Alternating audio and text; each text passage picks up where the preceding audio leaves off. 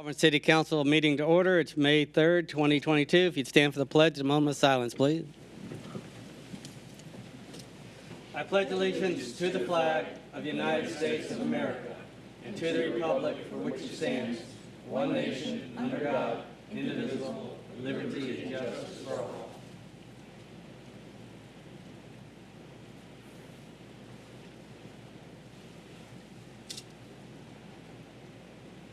Thank you. You may be seated. Can we have roll call, please? Mayor Rose? Here. Deputy Mayor Young? Here. Councilmember Bentley? Here. Councilmember Ditmore? Here. Councilmember Bachelor? Yeah. Councilmember Frampus? Here. Councilmember McDowell? All right. Good to have everyone here tonight. The purpose of tonight's first part of our meeting is to talk about our city manager position. As everybody knows, we got this nice big booklet with applications. I think there's 43 or so in there. And I'd like to thank Senior Advisor Ken Parker and retired City Manager Jim McKnight for putting those in order and laying it out for us. So I'll turn the meeting over to you, Ken, or whoever y'all want to do it, and start the process. Okay, my name is Ken Parker. I am a senior advisor with the Florida City County Management Association and the International City County Management Association. As I put in the memorandum, senior advisors are retired city managers or county managers. We have some of those. And in Florida, there's 7 of us right now. Fortunately, I was able to, Scott was able to get Jim McKnight, who all of you know, to help us review the resumes that you have provided, that I've submitted to your city. Okay, in the memorandum, we sort of outlined what are the, how we've kind of put the candidates into various categories. The first category was qualified, and we used 3 criteria for looking at those particular individuals. The first criteria was, what does your city charter say? Second criteria is, what does a job description say? And the third criteria was, what is the ideal candidate profile that you put out saying this is what we were looking for in a city manager?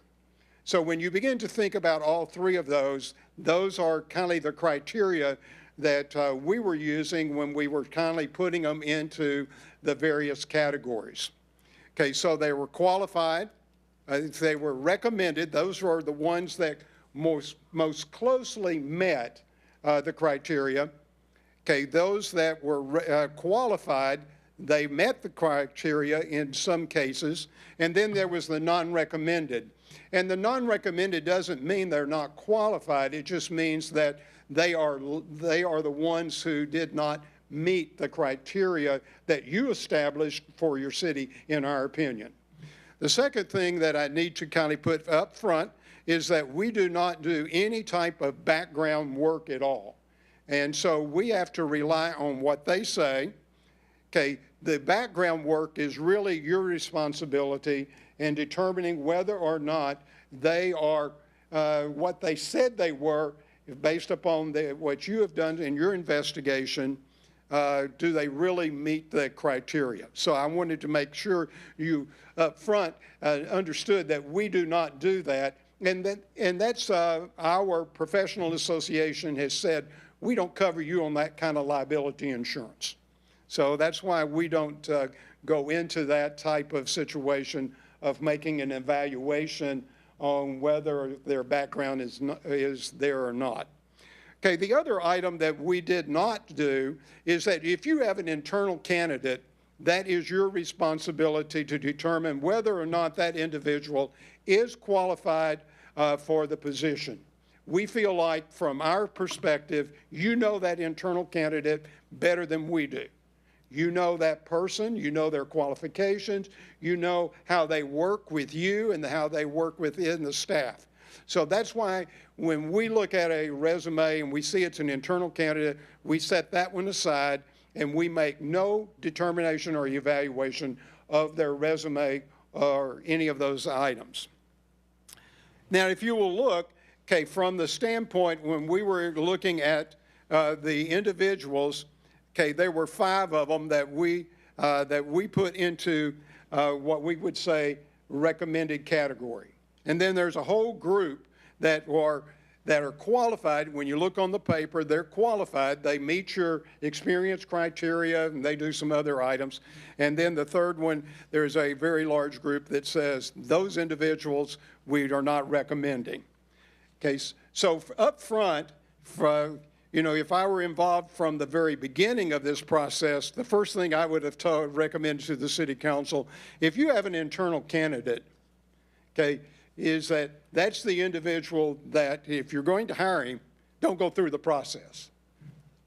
Okay, because there are a number of reasons why you would do that and some things like that. So let me just say, you know, from our perspective, if we had been back several months ago and the senior advisor had been standing in front of you, we would have asked you that question up front. And there were a number of reasons why we would have put in a memorandum. Now, from our perspective, okay, is that the first thing that we would ask you tonight is that the individuals, the 5 individuals, we would put them up on the board. And then we would ask you, or who else do you want to add to that list? And then that's when then you will finally get a list of candidates that you would like to consider. And then that we would go through a ranking, not a ranking process, but a selection process for interviewing. And we would then, after you have your complete list, we would ask you, how many do you want to interview?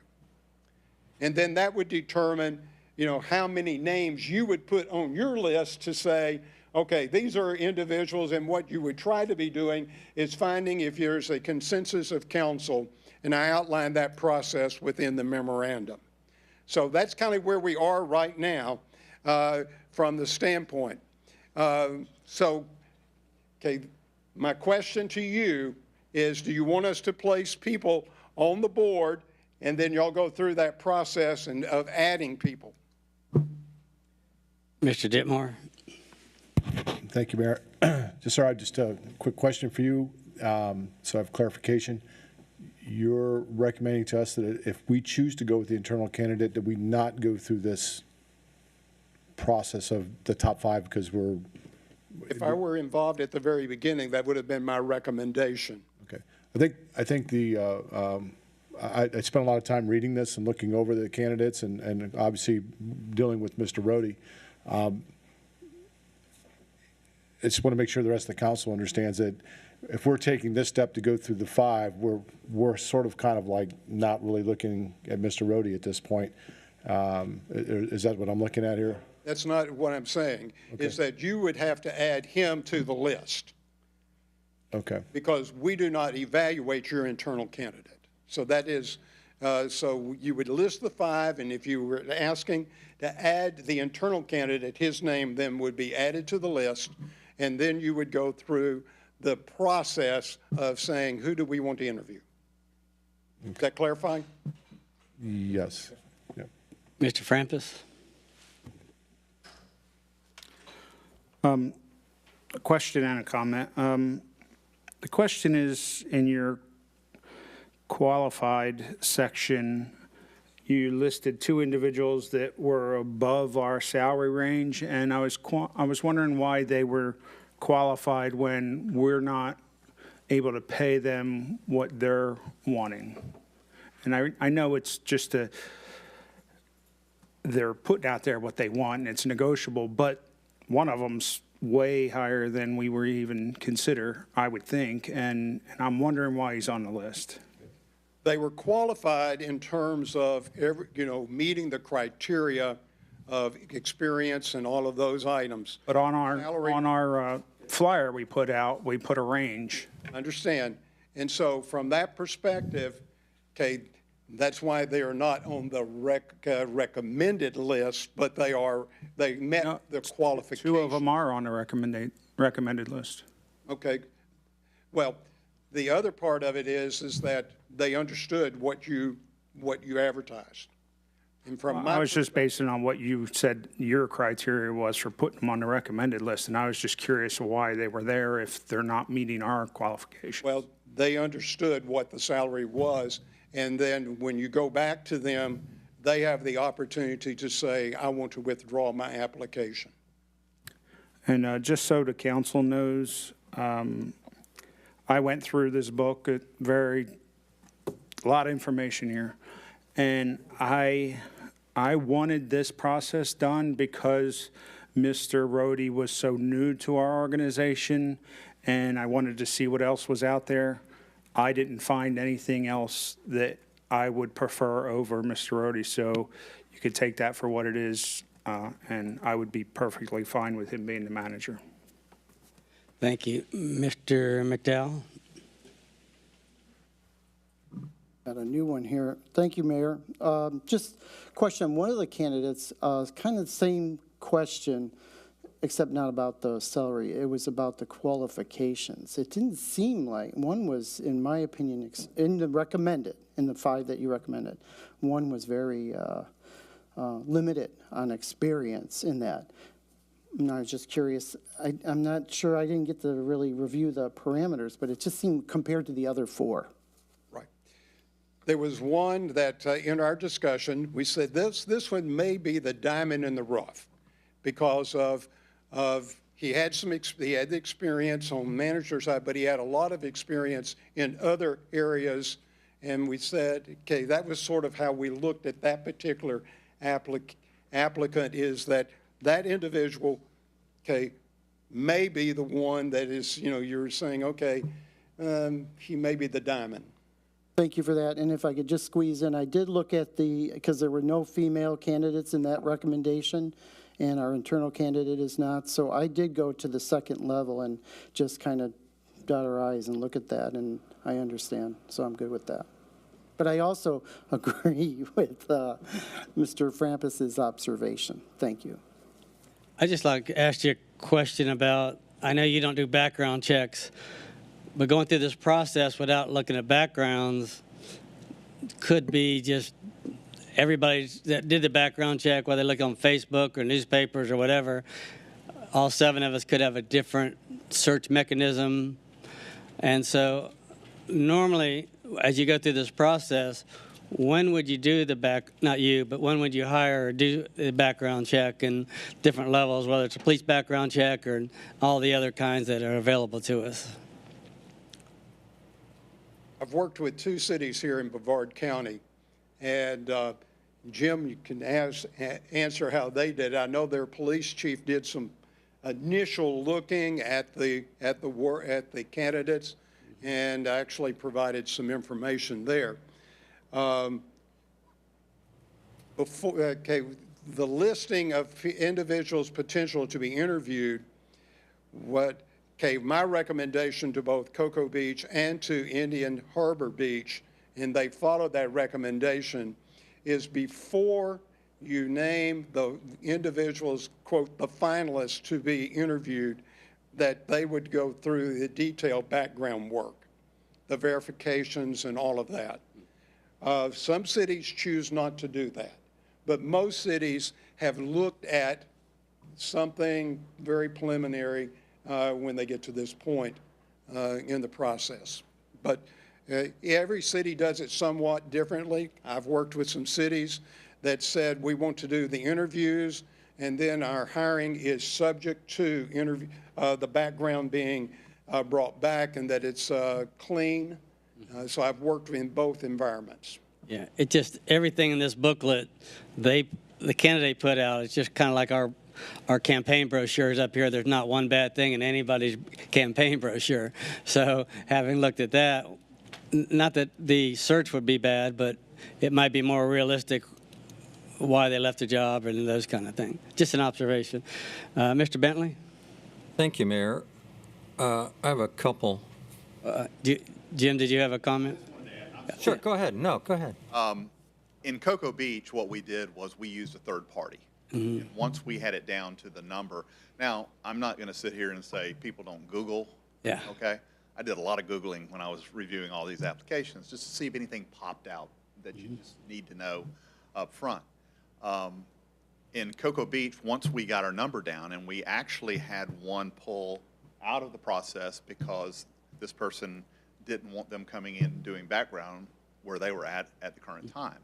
And we're like, well, it's got to be done, so if you want to be a part of the process, it has to happen. So we did it basically concurrently with our final list, is what it bore that. So the commission in Cocoa Beach had the list in front of them, and we did the same thing in Rockledge a number of years ago when I left there. So it's you know, you can do it both ways, but I think that is the best way to do it, is you do it concurrently. So you don't have every piece of information. I know Right. what you're saying. Okay. Mr. Francis, I want to say on the salary, I'll be honest with you on that. I didn't really pay a lot of attention to salary, what people wanted, because I think people throw things out there. When I look at qualifications, it's the experience, it's where they've been, what they've done, and the education, things like that. So if we miss that as a component, our apologies on that, but honestly, I did not look at their salary request that much, because here's what it is. We're showing it to you, okay? You guys had already adopted that, so all we did was put it out there to them and let them know. Super. Thank you. Mr. Bentley? Thank you, Mayor. So I'll start with a question, or to get a clarification. I think Mr. Ditmore asked a question, and I'm not sure if the answer to that was exactly what he was looking for in a sense. Your early comment was you would not go through this process if you were going to pre-select Tim Rohde. And I think that's kind of what your question was. Should we be going through this? And then maybe it gets into semantics of maybe we've already started the process, so you meant we wouldn't even do this if we had pre-decided? Because if we wanted, I think one of his comments was, if we wanted to, is it too late to pre-select him?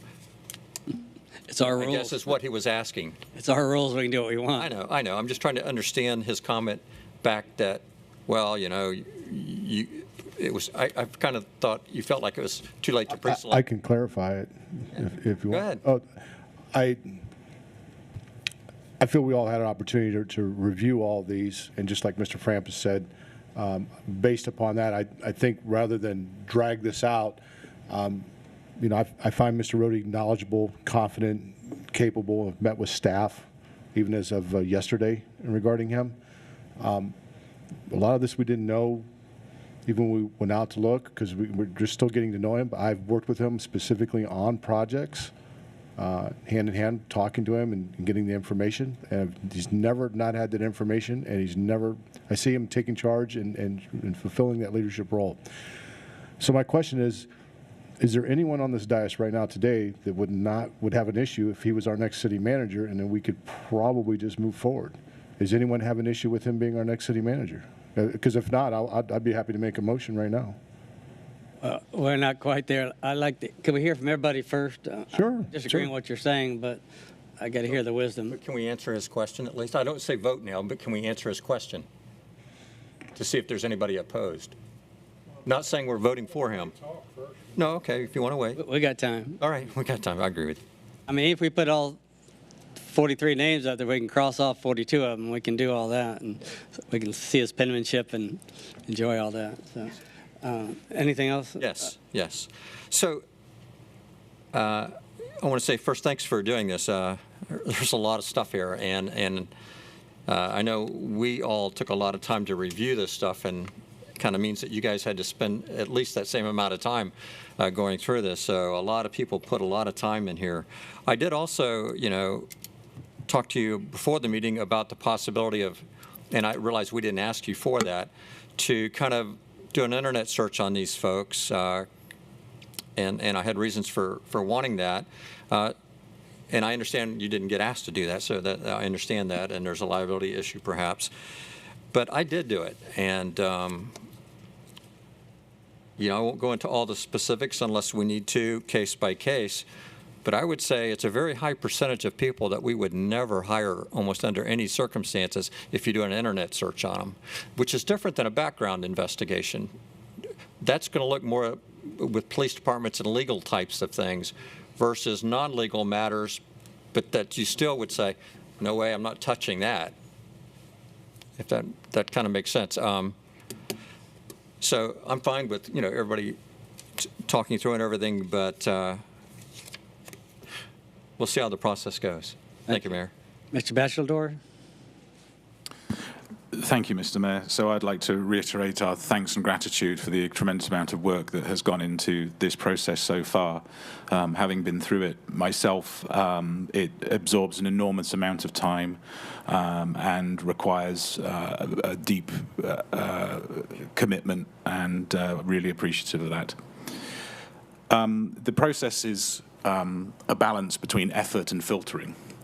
And so what we're going through now is a process of filtering, and it is impossible to do a deep dive on all of the applications that we receive because there simply isn't the person power available to us to do that. And so we apply a filter, and the first filter that we can apply is based on what we are looking for in terms of qualifications, because that's essentially a checklist for candidates, and those qualifications are bachelor's, master's degree, etc. And so we can have that first pass. So now we get down to fewer candidates. Now we can look a little bit more deeply at experience and career trajectory as well. So there's always a balance between how long somebody has been in a position to demonstrate that they can do it, and there is balanced with that the trajectory of somebody, so that when they arrive here, they are going to continue on that trajectory with not necessarily having been a city manager in the past. And so those two things, there's a tug between those two things that we have to, and that balance is a delicate one that we find. So the process that we're going through now is we're taking, we've removed the not recommended ones. We now have the opportunity to add Mr. Rohde to the list that we then take further, and then also add other persons from the qualified and recommended, or even perhaps the qualified pile, that we can then discuss further. If it then turns out that one candidate has clearly risen to the top, then I think the discussion that Mr. Dittmore would like to have would be appropriate. However, there are things that need to be done in the hiring process to make sure that it is fair and to make sure that it is in the best interest of the city. And at the moment, I don't think that is completely clear. And there certainly are candidates in here that have more experience than some other candidates, including Mr. Rohde. So I would not support anything happening today. That's not to say I wouldn't be completely overruled by anybody else, and that's fine. But my recommendation is to continue with the process, filtering down and looking at more and more details as we go. With regards to the salaries, there is more to relocating than simply money. There are different opportunities in different parts of the country for different types of persons. And so the dollar amount on a salary is not the whole story when it comes to somebody relocating. There can be a multitude of other reasons that have a personal reasons. There could be family reasons, kind of the same thing, I guess. But there are also benefits to people moving that aren't necessarily going to dissuade somebody simply because they would be taking a 12-month salary cut. Taxes are a good example, right? There are parts of the country where salary X does not equal salary X 1.2, right? Your dollar goes further in different parts of the country. And when we get down to these final candidates, it will be up to us to actually demonstrate to them that West Melbourne is a place that they want to move to if they haven't clearly stated in their application, which some people have, that they would jump at the chance to come and move to West Melbourne. So those are the comments that I wanted to make based on how the discussion has been going. So at this point, I would be happy to move to add Mr. Rohde's name to the list that we continue to consider further. So if that is needed to be made by motion, I'm happy to make that motion. I don't think we need a motion. I think Okay. it puts it on the big board, whoever's writing that. All right, then please add Mr. Rohde to the list. Thank you. All right. Anything else? Deputy Mayor Young? You want me to follow that? That was a lot of information. That was very good. Thank you very much. That's very hard to follow. He said he's leaving.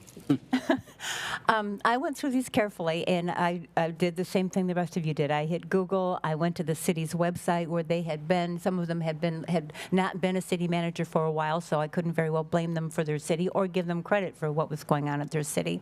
I also went to their version of Clerk of Courts to look and see what I could find there, what might pop up. Once it just gave me a P.O. box, I couldn't really go much further on that, but I did what I feel is my share of looking.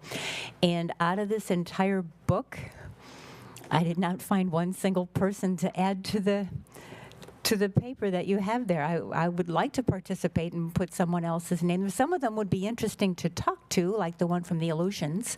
So they go from as far north as the Aleutians to as far south as Mico, but I didn't find anybody that I'd actually want to bring in and consider hiring them. So other than Mr. Rohde, which has already been suggested that we put his name up there, I don't really have anyone to add to that. That's my comment.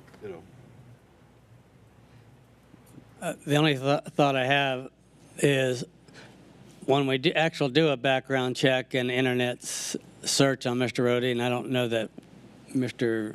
City Manager has done all that to a comprehensive that we would do on a traditional candidate. If that falls short, I'm not saying it will, if it does, what would be plan 2? I mean, a lot of times, as you know, the reason we pick more than, like he says, more than 5 is because people drop out and you do the background check and they've been arrested and all this kind of stuff, so we don't hire them. But again, I don't. Can we get that answer, Mayor? Can we get that answer from the city manager? Sure. Yeah, when we hire any employee. Is this mic on? We hire any employee, we do a comprehensive background check. Our human resource director made several calls. I made calls myself. So we didn't go there in person. We did it from here, but we didn't find anything in his background that would be the least bit disconcerting. Did you do a Facebook or internet search on that internal candidate? Yes. And do we have all that? Yeah, again, we have our personnel jacket, so you're more than welcome. Just in Florida law, the entire personnel jacket's available for you to look at. And what about financial backgrounds and bankruptcies and those kind of things? Yeah, normal credit check, the normal things. So there wasn't any indication of financial difficulty. Yeah, no, I'm just asking the question because I didn't know that you did with a candidate like this in a position that this will be in, this, finance, et cetera. I would think you would do a deeper dive as opposed to a traditional evaluation. Yeah, so for example, for a finance director, we do a much more extensive financial background or anybody that has access to the city's accounting records, bank statements, et cetera. So it just depends on the position. Is that what you did with Mr. Rohde? Yeah, so again, there's nothing there that would be disconcerting at all. Good, okay. So at this time, if he was selected or offered the position to negotiate, would you do any further checks? Do whatever the council would like to do. Certainly, his previous, his personnel file from since he's been here since September, the previous employment, all that. And then if there's anything supplemental that the council would want, we could certainly do that as well. Mr. Parker or Mr. McKnight, can you add anything to that conversation? Would you go to another level, or where would you? I'll let Jim go through exactly what process they went through because I think it was a very detailed background from their standpoint. As far as background went, when we were down to, I believe it was 4, Ken, we ended up at, and 1 withdrew, we were down to 3. One of those was an internal candidate that the commission did include in the final 3 that were interviewed. We ended up only interviewing 3 in Cocoa Beach. go back a few years when I retired from Rockledge, we actually did 5. There were no internal candidates with that, though, so that was totally different. So from the standpoint of what you do in background is really up to the council. We did extensive through Gleason, was the company we used, and they did the whole thing. You can outline to the background check companies what you want done. Mm-hmm. Yeah, you'll do the legal and financial and things like that. But if you want internet searches done, you tell them, they'll do it. Mm-hmm. So you can define that if that's a route you want to go on that. But we had an internal candidate, and I want to clarify one thing. The police chief was the internal candidate in Cocoa Beach. He didn't do the backgrounds. Actually, we had some police backgrounds done, but we did that by another member of staff. Did that. So again, it's up to the council to make your determination what you think is the best method, you know, whether you want to go through the process any further or whether you want to decide what you want to decide tonight. I mean, it's not going to hurt our feelings, whatever y'all decide. Okay, just understand that. We were here to help. We were asked to help. I would help Scott Morgan with anything. I can assure you I have such high regard for him. But again, we were here to help in whatever way, and whatever decision y'all make, it's your decision. We're just here as a resource. Do you feel the outside firm is more thorough, or?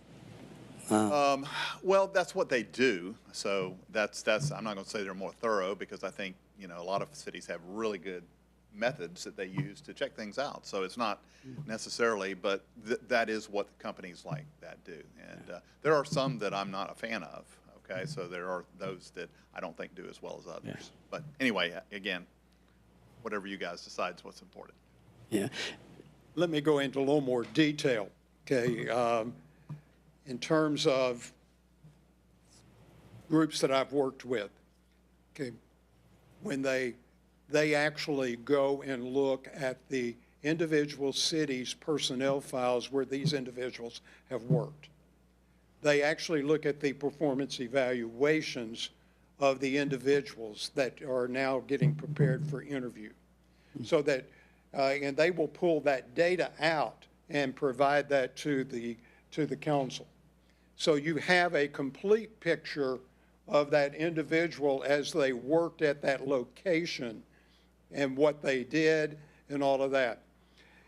In some cases, they actually, you know, when they're doing their background and talking to the individuals that are references, the first thing that kind of the next question they always ask is, who else do I need to talk with? Okay, and that also leads into some other types of discussions. Okay, when I was hiring individuals, you know, into some key places, okay, I would go and talk, back then you could go and talk to the newspaper editors, and they could tell you a lot of stuff that was going on within a community.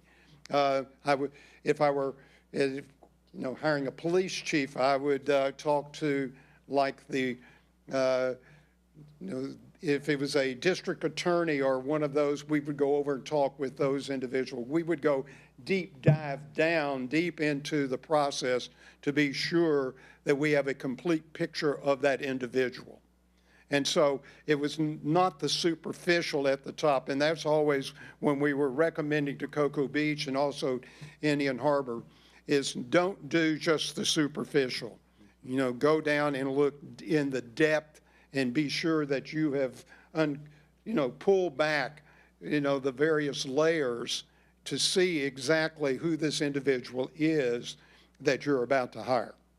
And I found that that was, you know, very, very good from the standpoint of the council's having a complete picture of an individual. Yeah. Well, I appreciate that. I guess I'm harping on this because my experience here in West Melbourne, we had a person that we hired and found out, and we did the on the surface kind of thing, and it turned out good. But then when they did the deep dive, found out he beat his wife and drunk driving and all this other stuff. So we had to get rid of him. He was a high-level employee. So I don't want to be embarrassed. Yeah. Yeah. That's right. So I don't want to be embarrassed again. So, and I think it'll be a good investment. Mr. Bentley. Thank you, Mayor. Mr. Morgan,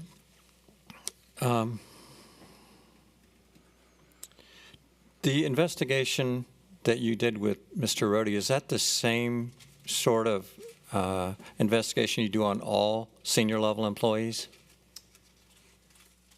No, the deepest dive I did was with the police chief. I spent 3 days in Pennsylvania myself, going through 2 different employers, the personnel records, talking to both supervisory people and people that he was their direct supervisor. I met with every department head in his current city. I met with the district attorney. Again, every place, you know, who else should I talk to? I randomly knocked on some neighbors' doors, sort of the old gumshoe approach, and said, you know, what's he and his wife like? You know, oh, they're very nice. They help me shovel snow off my sidewalk. I don't really know them very well, but they're nice people. You know, you're going to learn a lot just by, you know, the next door neighbor. So that was the most extensive one, and so provided that to the council when we hired the police chief. So I did not go to Wisconsin and do that. It was all by telephone. So I did not do the knock the neighbor and who else, you know, should I talk to, but just here's a call, here's a call, here's a call, and didn't hear anything negative, but not the same level. Can we have the HR director tell us what that she looked into, the level of detail?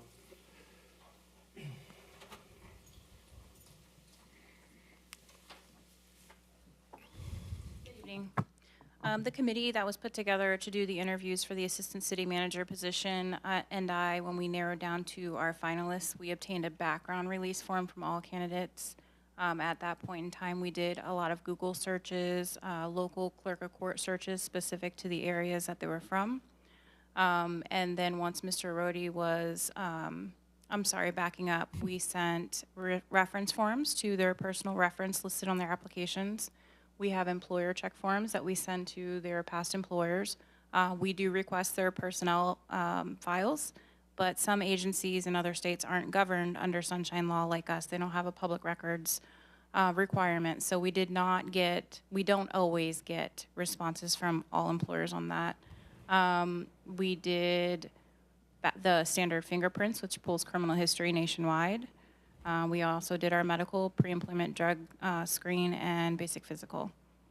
I think that's all. As Mr. Morgan stated, while not all documentation is public record, I'm sure Mr. Rohde would be more than happy to share that information with you.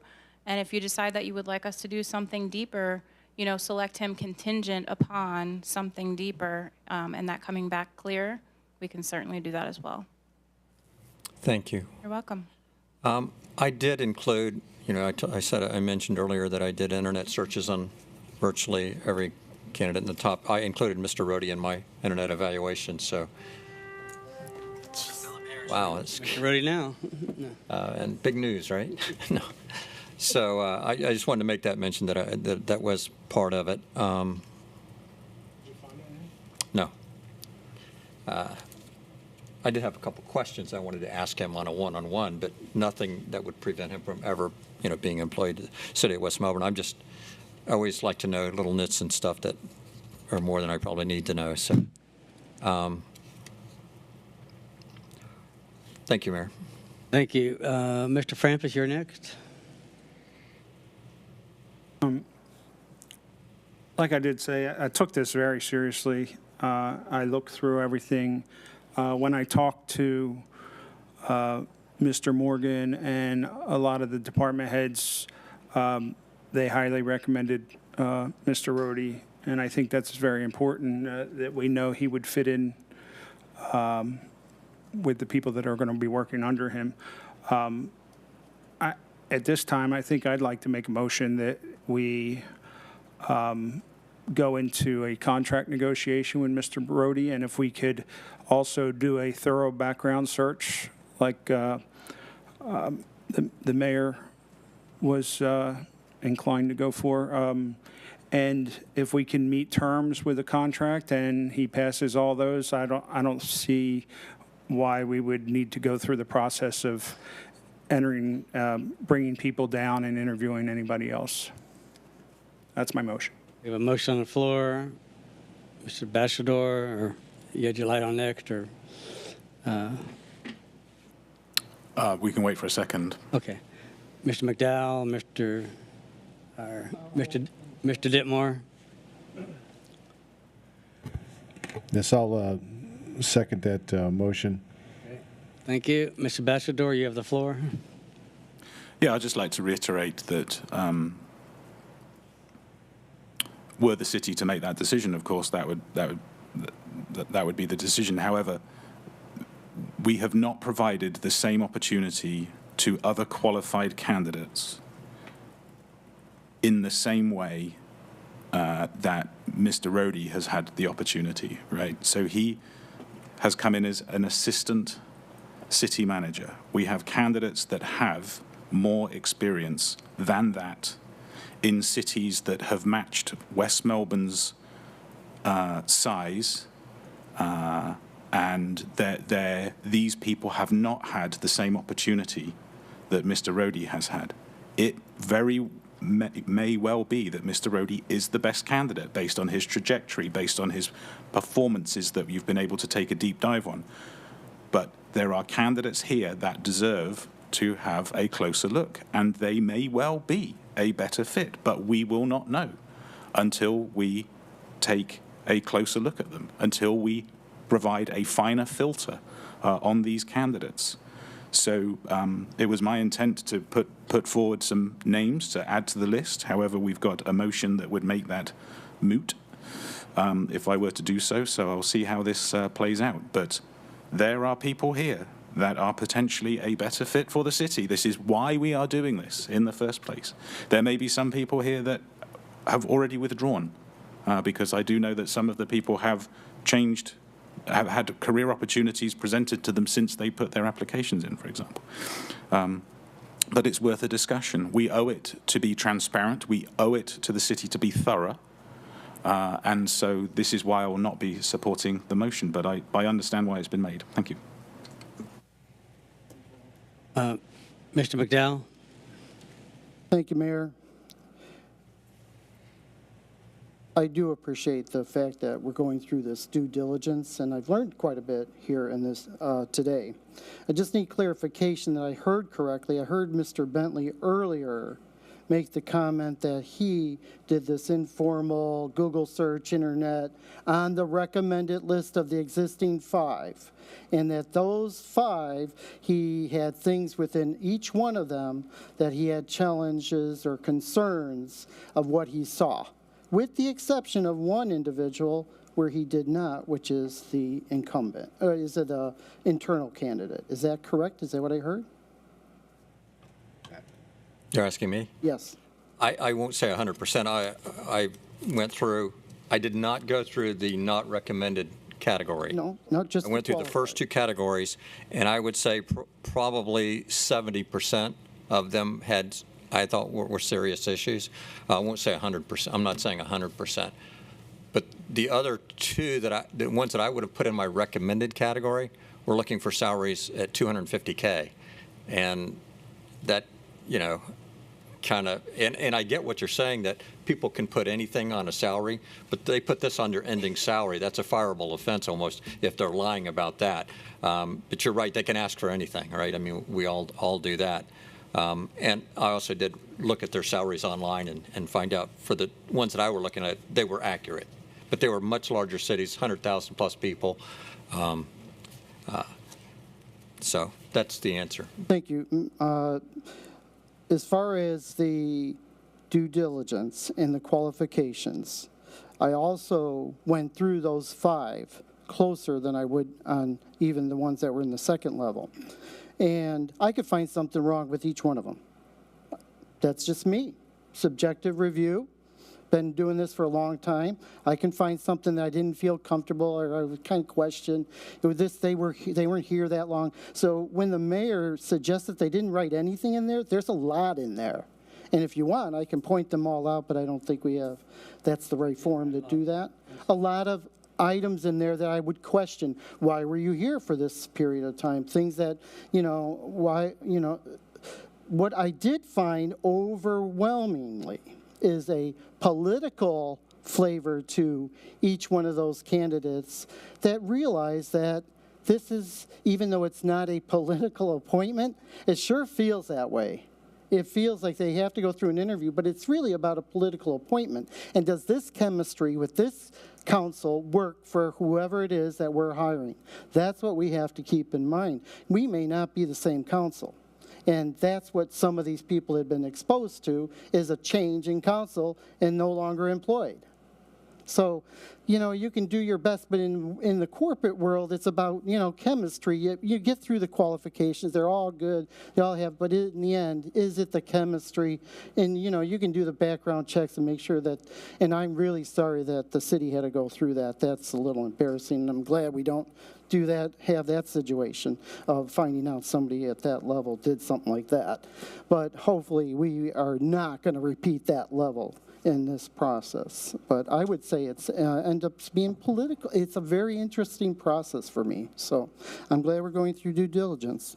How do you take politics out of it then? Is there a way? I'm not sure I follow your question. You're saying it's all political, why these people left their jobs and... Well, it's suspects to me. It's suspect. It makes me wonder politically, how so? If you've been in employment for 10, 12 years and all of a sudden it's not working, and I don't know, maybe that's the way it works in politics. Maybe that's the way it works. Yeah. Mr. Bachelor? Thank you, Mr. Mayor. Yeah, there is certainly a diverse state-to-state, county-to-county variation in the way that city councils operate. And indeed, there are some cases where we are not a non-partisan at-large city. West Melbourne enjoys that, and it is a smart way to run a council like we have, where we focus on the issues and not on the personalities. And so I do look at candidates that have been through that and realize that they are in contracts where the council can, without any explanation, just say you're done, without any explanation whatsoever. And that's just the way things are, and that is unfortunate. And I don't think that should be. I don't think that should reflect negatively on any candidate. The point that I wanted to make was to raise awareness about an issue of unconscious bias, which is where you are unconsciously looking for a particular outcome as you are going through some data and cherry picking data to the point where you can find any reason to support what your unconscious or conscious bias may well be. And so I just wanted to warn persons about that and just make sure that you kind of have an internal check, that you're not thinking, well, I want to find a reason to disqualify all of these candidates because my mind is already made up. My point is our mind should not already be made up, and our mind should not already be made up because we should be providing the opportunity for candidates to be down selected, but we still have an open motion that would close this down. So if that motion goes, or that'll be the end of it. But if it doesn't, then I do have some names to add to the list for further consideration. These are not recommendations for the next city manager. They are simply names for further consideration, a finer look, a closer look. And it may well be that those candidates do not rise to the top, but we do owe it to ourselves to be thorough and diligent. Thank you. Thank you, Mr. Bachelor. Mr. Bentley? Yeah, I will be supporting the motion, but I also want to make a comment. And I just want to say I do appreciate the council that we have, because as some of you have mentioned, you can read a lot of these and you can read a lot of politics into different things going back and forth on different candidates. And I won't say it doesn't happen at all on this council, but I really feel like most of the decisions that are made on this council aren't based on someone's political belief. It's on what they think is right and wrong. And so, you know, I do appreciate being a part of this council where I think hopefully, the city believes the same way, that many, if not all of our decisions are based on the merits of what it is that we're trying to do and not on someone's political philosophy. And I think that's generally what wins out. Thank you, Mayor. Thank you.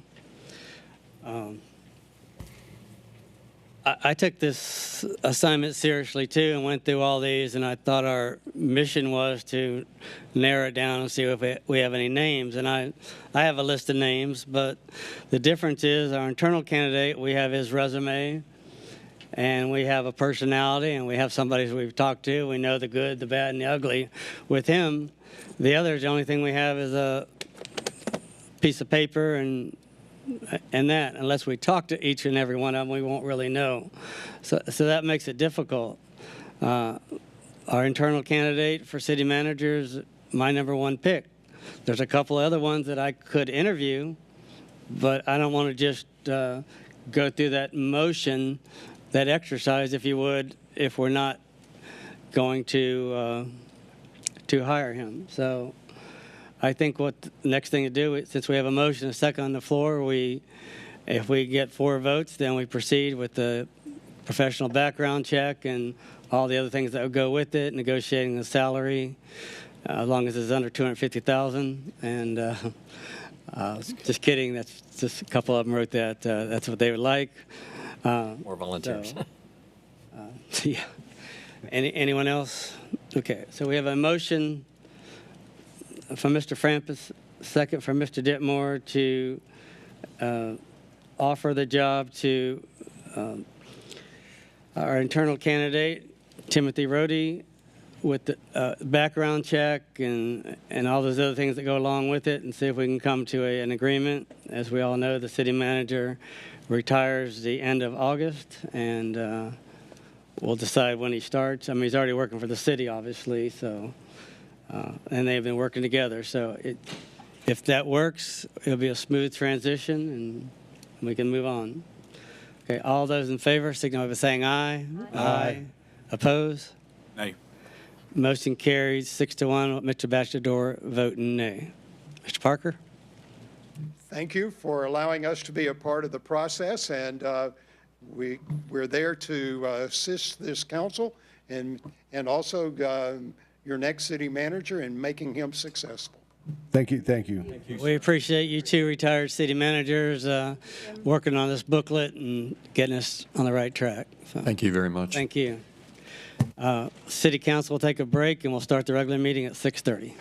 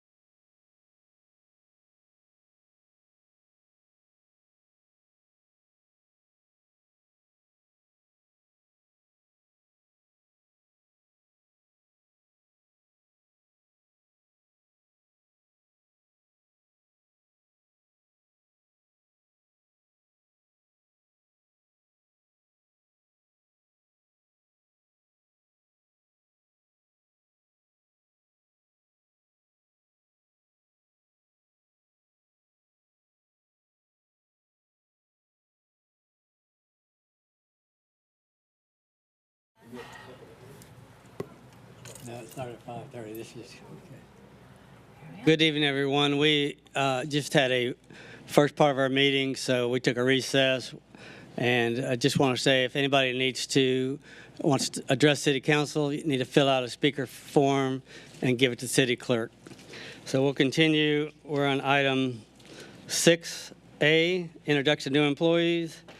Deputy Chief Cordeaux, would you introduce your employees, please? Good evening, Mayor and Council. Good evening. I have the privilege tonight to stand in for Chief Wiley and introduce you to two of our newest police officers.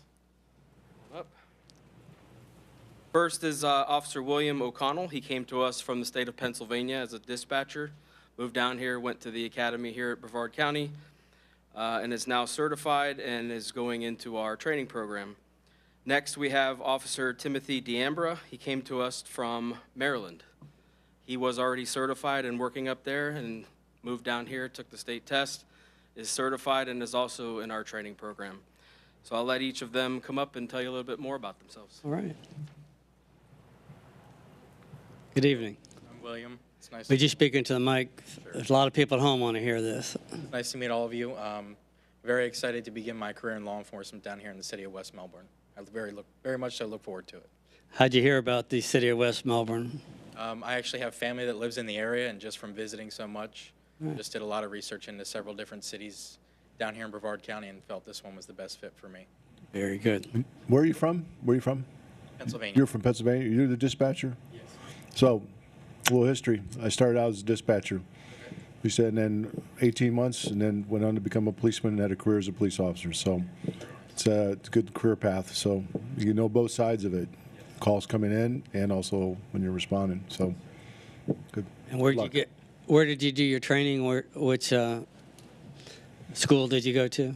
I came down here to Eastern Florida State for the police. Eastern Florida. Okay. Very good. Thank you. Hello, good evening. Good evening. Coming down from Maryland, like Deputy Chief said, very excited to get started at West Melbourne, started in Florida, and really looking forward to it. All right. Very good. How many years did you have up there? Started in 2017, so 5 years. All right. Well, good. Welcome to West Melbourne. Thank you. All right.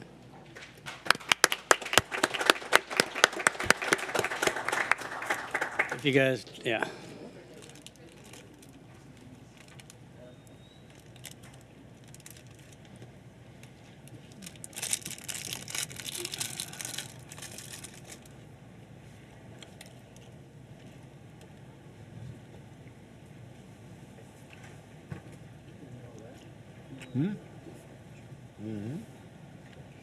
Okay, up next is Planning Director Christy Fisher.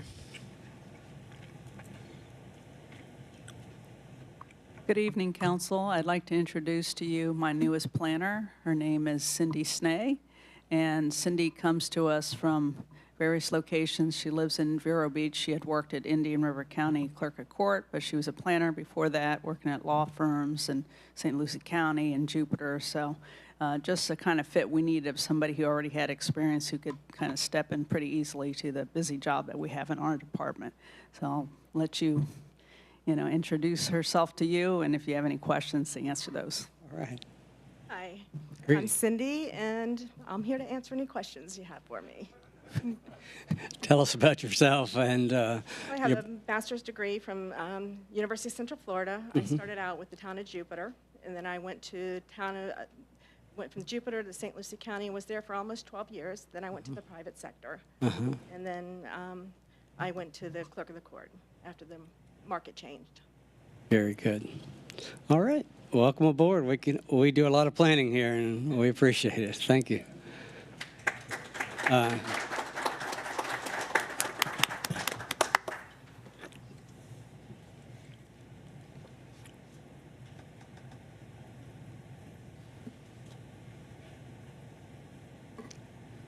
Next up, I have a proclamation. I'm going to call up Deborah and Kent in a second here. And yeah, this one kind of dear to my heart because lung cancer awareness and also called Turquoise Awareness Week. My dad passed away from lung cancer. He was a smoker, cigars and pipes, and back in the day, that's what they did. Of course, my brothers and I, we never smoked or anything like that, but we got all the secondhand stuff. But Mrs. Smith over there, she had lung cancer, and she'll tell you a little bit about it, and she never smoked. So I want to honor them and share this proclamation if you'll join me up here.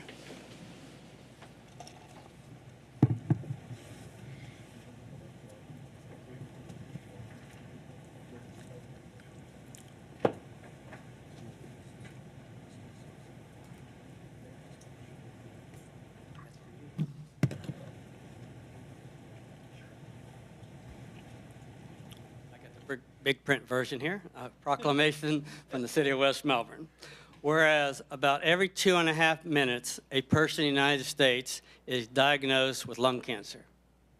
Whereas lung cancer is the leading cause of cancer deaths for women as well as men. And whereas the lung cancer death rate in women has almost doubled in the last 35 years. Whereas lung cancer screening saves lives, advocacy and increased awareness will result in more high-risk individuals getting screened. And whereas public support for research funding will result in new treatments and better methods of early detection. And whereas Lung Force is a natural movement led by American Lung Association to defeat lung cancer. Now, therefore, I, Hal J. Rose, the mayor of the city of West Melbourne, Brevard County, Florida, hereby designates the second week in May as Turquoise Takeover Week and encourage all residents of the city of West Melbourne to learn more about lung cancer, the risk factors, and early detention. Witness my hand in the seal of the city on this 3rd day of May, 2022, Hal J. Rose, Mayor.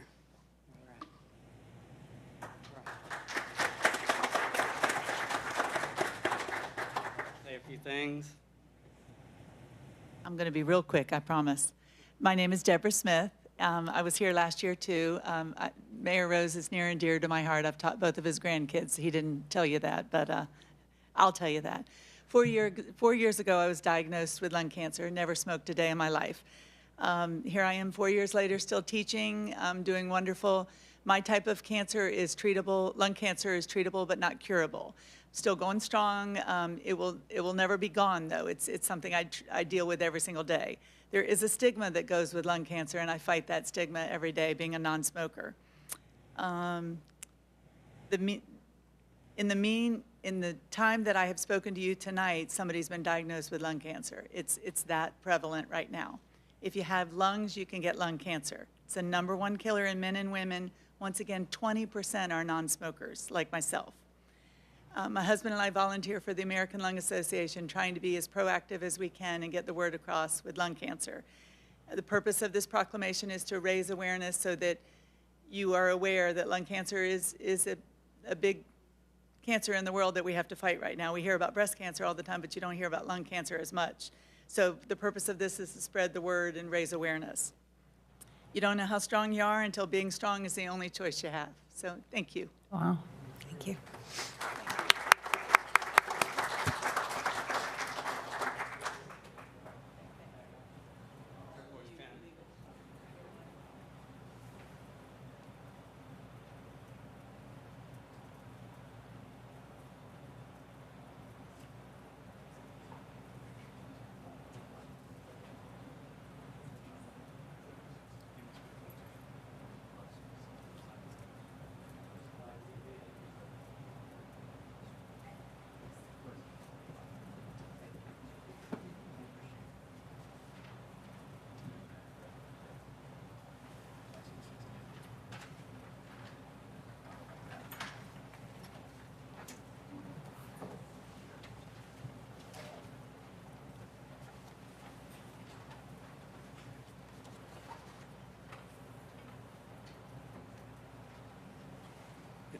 Next up, we have a series of 6 public hearings. As she's loading that up, our first item is small-scale amendment for city-owned Park Hill properties. Okay, for the record, again, I'm Christy Fisher. I'm the city's planning director. And what we typically do is when we have items that are related to the same property will do the presentation at the same time, but ask council to please make a motion, a separate motion on each item. So for this one, it's agenda items 7A and 7B as in boy. So I'll do the presentation together. This is the second reading, and then let you all continue with the public hearing. Again, this is mostly for the audience's edification. The property is owned by the city of West Melbourne, same as the applicant, not a difference there. And it's about 4.51 acres. It's the properties in red with a yellow outline, those polygons. And it's got a note on one of them. If you look at the area that says proposed potable water plant, that's because that's where the city will be building its future water plant in several years. And Mr. Morgan can tell you all about the details of that. What we have surrounding the properties is that we have 2 properties on the west side of Park Hill that are, single-family residential. The city actually has one of those 3 properties on the west side of Park Hill Boulevard that is leased to Keep Brevard Beautiful. And then there is a property on the east side of Park Hill that's vacant, undeveloped land, but like I said, it's labeled for the proposed potable water plant. In terms of what we're doing tonight, if you look at the bullets for existing FLU and proposed FLU, FLU stands for, it's an acronym for Future Land Use Designation. And currently, because that was in a neighborhood, it's designated as low-density residential, meaning that it has houses or could have had houses. And by the city owning it and wanting to do municipal uses on it, the appropriate zoning to have is institutional. This did go to our Planning and Zoning Board on April 13th, and they did recommend, as your local planning agency, in favor of moving the items to institutional instead of the single-family zoning they have. So this table, tells you what we talked about a little bit, that you have some single-family to the north. You have the city's wastewater tank and pond to the south. So that's another way, wastewater is another way of saying the sewer tank. This rezoning does not have anything to do with a sewer plant, nothing to do with expanding vats or pits or tanks or anything. This is strictly drinking water pulled out of the ground. And then to the east, you have some single family, but as we talked about in the last meeting, this is all historic. You have a lot of those homes that have been there, as long as the sewer plant was there. In some cases, the sewer plant predates some of those homes. It makes sense to designate these newer properties with the institutional designation. And just FYI, the second bullet is that, where the city already has its facilities that are active, it's close to 14 acres in size. It's compactly used. As the city grows, we may need to have, more property to have some of our public works types of yards. All right, this is the maps that they show that are both in the staff report that's printed online, and to kind of do the before and after, where on the left-hand side of the screen, you see those properties that are outlined in red, so the polygons that show the color yellow that the properties are now, which is that low-density residential. So if you looked at our future land use map, this is what you would see. And then on the right side, if the change happens tonight with your vote, then those properties would become gray or institutional. So some people like to say it's, if you change a color on the map, then you have to go through this public hearing process. And that is one simplified way of saying it. Comprehensive plan review, we have to take a look, since this is a future land use map amendment, a comprehensive plan, we have to go through the criteria of what does our comprehensive plan say, what do the Florida statutes say, and so what I wanted to point out to you is that future land use policy 2.6A, that institutional land use designation consists of uses that support the city's existing and future community services, and that's exactly what is going to be proposed on these properties. When we do map amendments, there's things that we have to look at, and so that's why I put in the blue bullets and the blue text that institutional is compatible with the adjacent city-owned institutional properties. And then, again, we talked about the basic water service of getting off the city of Melbourne's water and having our own water plant. We always have to do an impact analysis, sort of a worst case, that if this property or these properties that are 4.51 acres, If they developed out at the current designation of 5 dwelling units an acre, that could be 23 dwelling units. Under the institutional, you could have more. You could have a bigger building, 45 units. Very unlikely. It's the city, by using it for the water plant, it's not going to happen. You're not going to have that type of redevelopment. So that's not really an issue here. And then we have to look at some of the services, water and sewer concurrency, for the little bit of bathrooms that will be there, transportation, primarily Henry Park Hill to Henry Avenue. And we talked a little bit about the utilities. Mr. Morgan thought it'd be useful to show these images of a small municipal water plant building that would house, some of the pumps and the pipes and whatnot needed for, doing the water processing. So again, it could be something single story. I wanted to remind everybody that I believe, Mr. Morgan, we don't have the layout yet for how everything's going to be on that property. So this is just, sort of informational. Okay, now we go on to the agenda item, that's 7B. And I wanted to point out that, the P1 zoning is what would be comparable with that institutional future land use. The city doesn't paint the P1 zoning all across the map. We do it on a case-by-case business use. And it has to do with what the specific use is. Is it a nursing home, a church, a park, a library, post office? There's a lot of flexibility in what, you can have in the institutional. And as long as there is sort of a public or public component to it, it tends to make sense near residents and businesses. All right, for the maps, we have very similar thing on the left-hand side. That yellow with the green stripe through it, the diagonal, that's the zoning of R1AA, which is what it had in that neighborhood for years. Today's rezoning, if it happens, will also have it be P1 instead of that R1AA. Even though this is redundant, we do the same sort of analysis, and that bottom bullet is really, to let you know with the rezoning, we make sure it's consistent with LDR, stand for Land Development Regulations, and the surrounding properties. All right, in conclusion, your Planning and Zoning Board made 2 motions that they recommended to you all.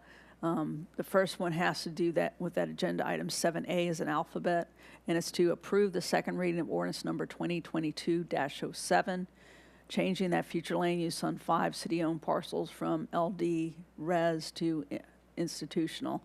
And then the second bullet is to approve the second reading of ordinance number 2022-08, rezoning those same 5 city-owned parcels from the R1AA to P1 institutional, with the condition, of course, that the small-scale amendment is approved.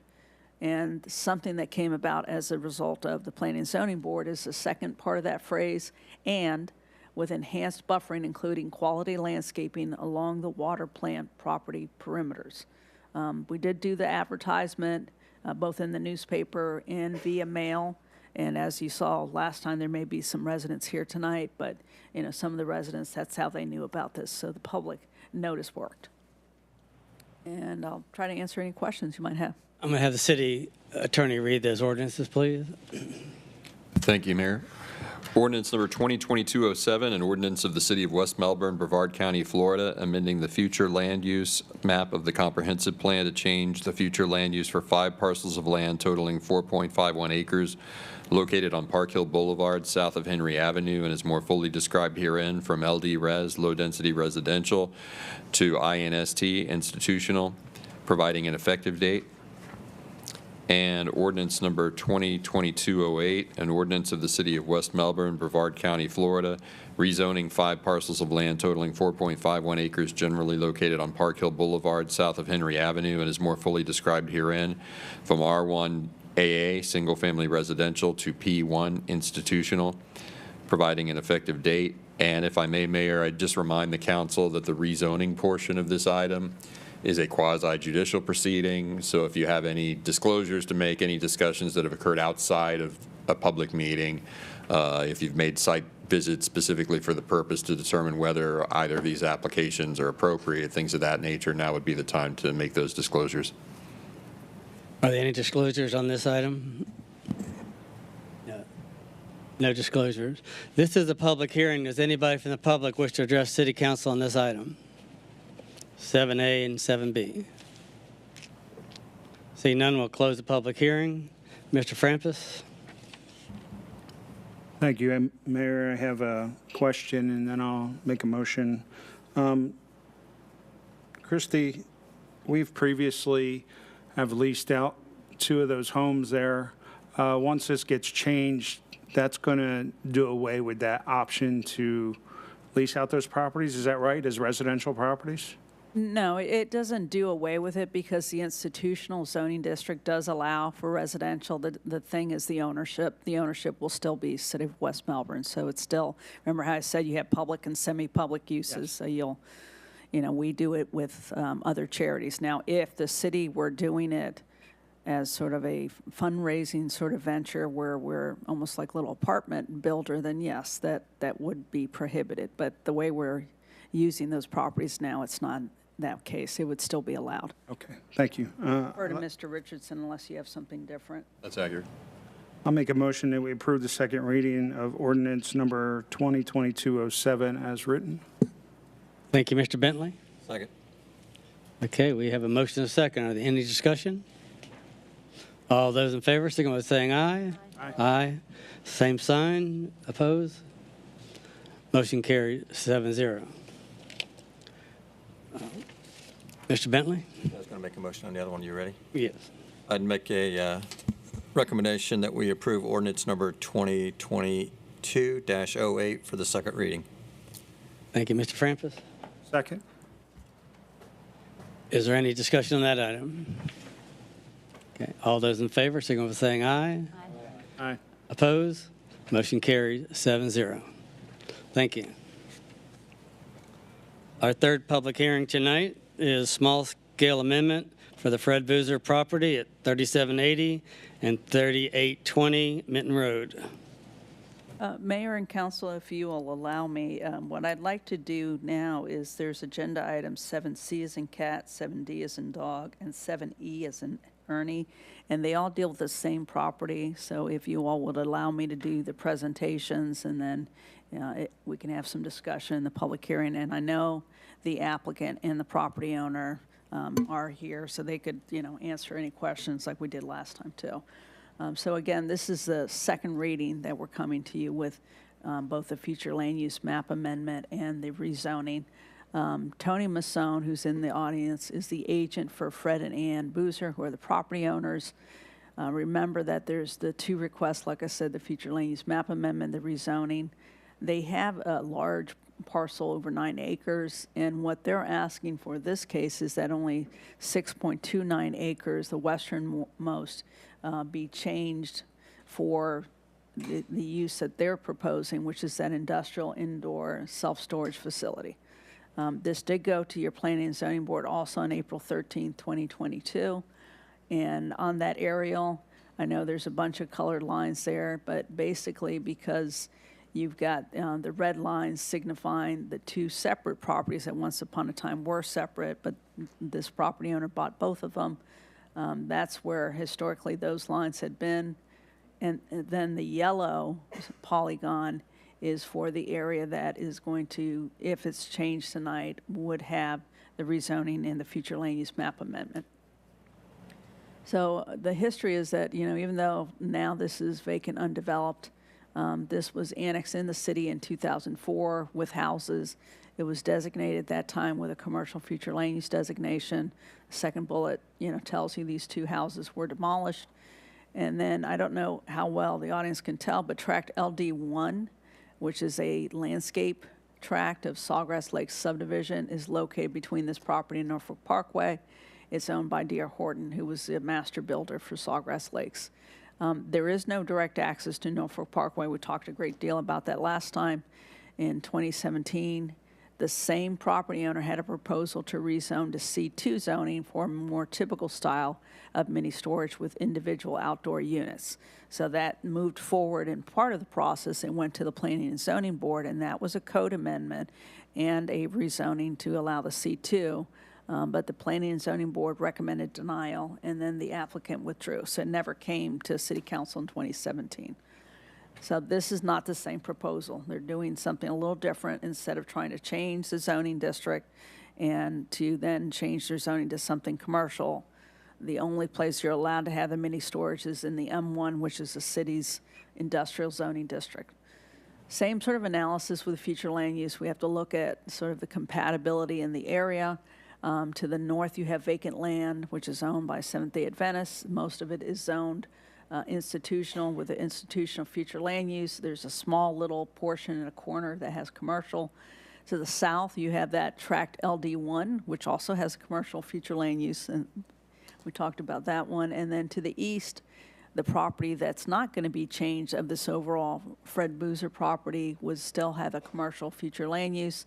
To the west, you actually have, properties that still have a commercial future land use, even though for all intents and purposes, it's, a tract for stormwater pond. And then further west, there's the hill is the area that if you look to the right with the antennas and stuff, that's not in our city limits at all.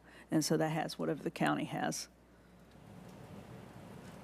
Okay, so here's the map where I was describing some of the uses. So again, I'm going to kind of go a little bit into how with my cursor, I'm pointing at, the area that this property owner would still own, would still retain as commercial future land use.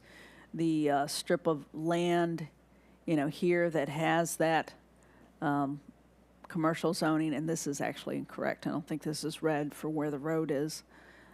So then you have a stormwater pond here. This is where the hill is, more or less, in this area with all the antennas and whatnot, and then you begin Sawgrass Lake. So this property is quite a distance from the nearest residential. And Mayor, you were right, this yellow area, I thought it was 54 units, it's 55 units. That's being proposed for a subdivision. But this gray area is the area where you have the existing houses that, now it's one house, one of the houses burned down from Seventh-day Adventist. And here's that little pocket of commercial, because once upon a time they thought of having a bookstore and some other commercial uses. But that was back in 2008. That hasn't surfaced since.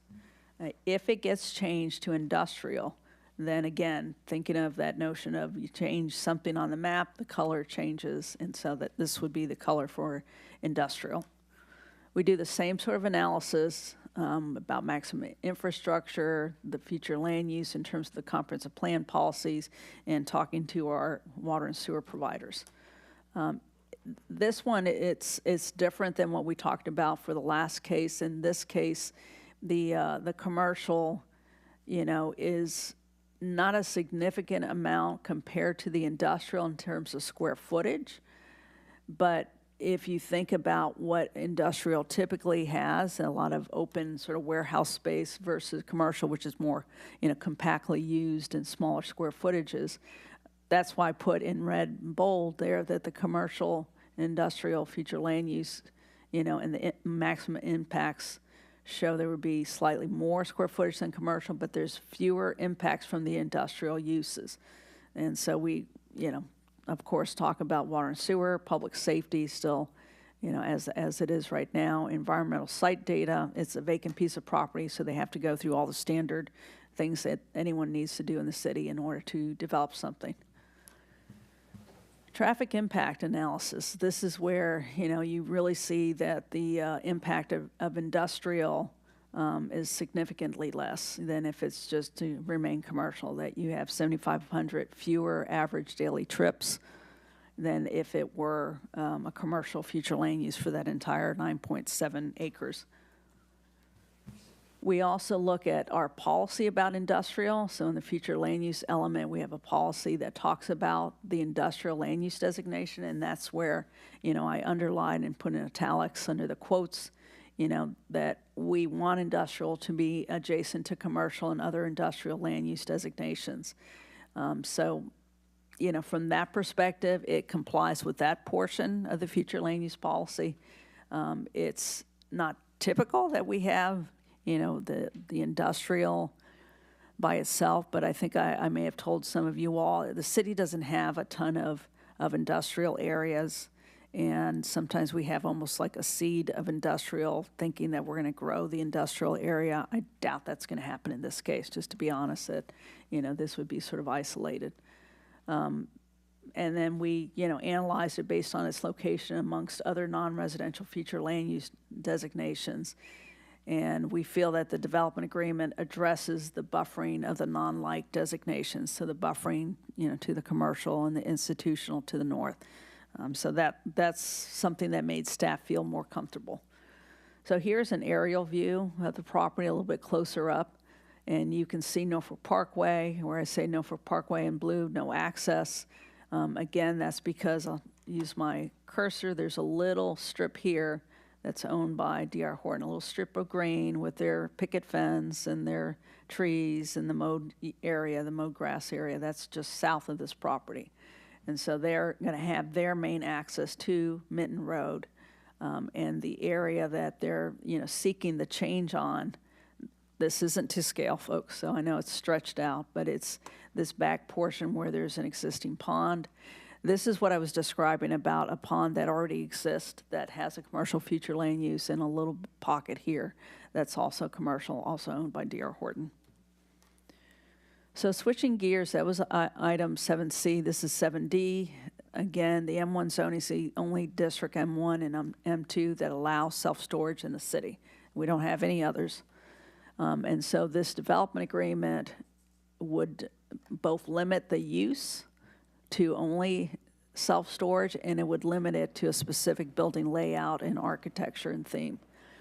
So then, thinking about the rezoning, if we're assuming the development agreement is moving forward, that helps it be consistent with the land development regulations and surrounding uses, and we talked about that. Okay, here's what the zoning map would look like. So right now they have the C1 zoning district, that's the left-hand side. You can see that red surrounded by other red, and also the institutional, the gray to the north. And then on the right-hand side of the screen, if this were changed to be that blue color for the M1, that's what the map would look like if it was changed. The Planning and Zoning Board, like I said, they also conducted the public hearings, and they had the two items that they did recommend approval. So that's why I say the Planning and Zoning Board recommended motions to approve the second reading of ordinance number 2022-05, which would change that future land use on 6.29 acres to industrial. And then the second bullet talks about approve the second reading of ordinance number 2022-06, rezoning 6.29 acres to M1. So if you all will allow, then I will go into the development agreement, because I think that will make sense. It will sort of continue the conversation. Christy, can I ask you for some clarification real quick? You said the land to the west and south of that small chunk of land was commercial. Mm-hmm. It's showing, I'm seeing on the property appraiser site that it's residential, common residential, according to the. Just a little 101 about property appraiser. They have a completely different function than government does, in that they're trying to extract the most amount of taxes in what they think is the highest and best use. Don't know why they have that. It was, that area was industrial, or not industrial, commercial. Was residential in the 70s, and agriculture behind it, and it also had, the dump behind it. So I don't know why they've designated it, but anytime we have realtors or people who call us and they tell us that, we say, you've got to ignore that. This is the zoning map. This tells you what you can use the property for. They don't regulate zoning. They have nothing to do, God bless America, they don't have anything to do with our zoning. But they do that all across. It's not just us. It's any of the cities in the county. So when D.R. Horton took over the property, they didn't have it changed all to residential, is what you're saying? It was. They may have tried something with taxes, but it has nothing to do with some of zoning. those. I thought they used some of that areas to be able to get the amount of houses they put, and had it zoned residential to get their numbers to where they want. I don't think they needed to, because their density for Sawgrass Lakes is 5. That's a maximum. And they were like at 2.5 dwelling units an acre. So I don't think we counted that area. Okay, thank you. Yep, you're welcome. Anything else? No? Mayor, Okay. Do you want me to? just a quick question, if you could. The property on the north side that belongs to the church, That's right. that is zoned already for industrial? Institutional. I'm sorry, institutional. I'm Yeah, sorry. It's very different. So it's zoned already for a church, yes. Institutional, okay. Yeah, and what these folks want is industrial, so that see. they could have the mini storage. So institutional does not allow mini storage. Okay, all right, thank you. Were you going to do the development agreement and then If get that's him to read okay the with ordinance? Council, okay.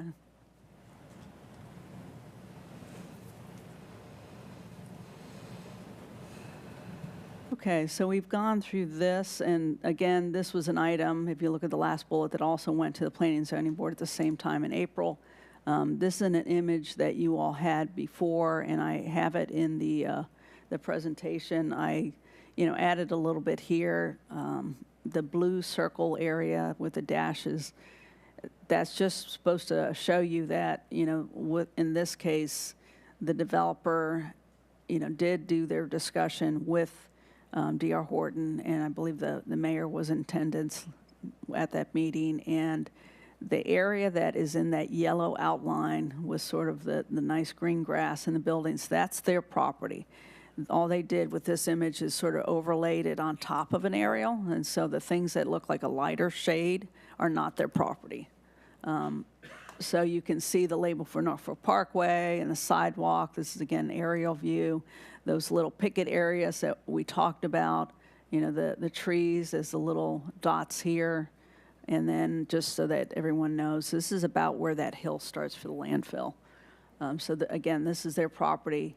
It's conceptual, but this was to give an idea, sort of in a color rendering of what the layout would be, and that's relevant to the development agreement. It's not as relevant to the rezoning, the comp plan amendment, but the layout is relevant to this, because if, for example, this all got approved and within 2 weeks they decided, nope, we've got to, change the indoor locker facility to be up front, well, they couldn't do that.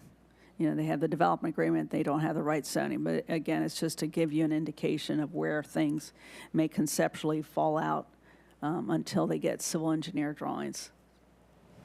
I have this item, this slide here, but we also have it in the staff report. It just talks about how, from staff's perspective, it's a good legal mechanism to contain additional conditions.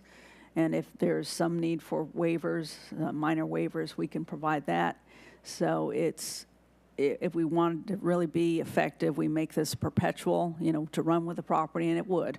In this case, and I'll tell you about this, but that last bullet tells you the applicant, who's also the property owner, has agreed to limit the use, size of interior units, hours of operation, facade treatments, and provide additional landscaping next to Norfolk Parkway. So this is an image that's also in the staff report. This is to show conceptually what a couple of the commercial buildings up front could look like, and then, where you wouldn't see it as prominently would be the mini storage in the back. Again, the applicant and the agent are here to talk about any specifics on that. We also have to look at the comprehensive plan, and we do think that, if there is a quality self-storage use via this development agreement and what it says they have to do, then it's consistent. We have certain community design priorities, not in this area, but further up on Minton Road, and it would have some buffering land uses. And then they would have some enhanced exterior features and landscaping. We always try to encourage redevelopment. So technically, the knockdown of the houses and building with something else other than houses from the 70s, that's always a good thing in the city's perspective. And here's some of the specific items. There's a lot of paragraphs in that legal document, but it talks about no outside storage, including vehicles, hours of operation, no caretaker on the site. Exterior door openings for any storage unit has to be all internal, can't face the roads. The minimum width for that offloading zone that's central to that building. And then that last bullet is what we had a discussion on at the last council meeting, and this was, for some sort of connection to Norfolk Parkway or some mention of it as a future condition in the development agreement, and that's what has been revised. I think you all may have noticed that in the legal document, there's some underline and blue lettering for the paragraph that was inserted to address this last point. And here's the revised depiction of where that could be. relative to the self-storage. The request was for that to be on the west side of the building.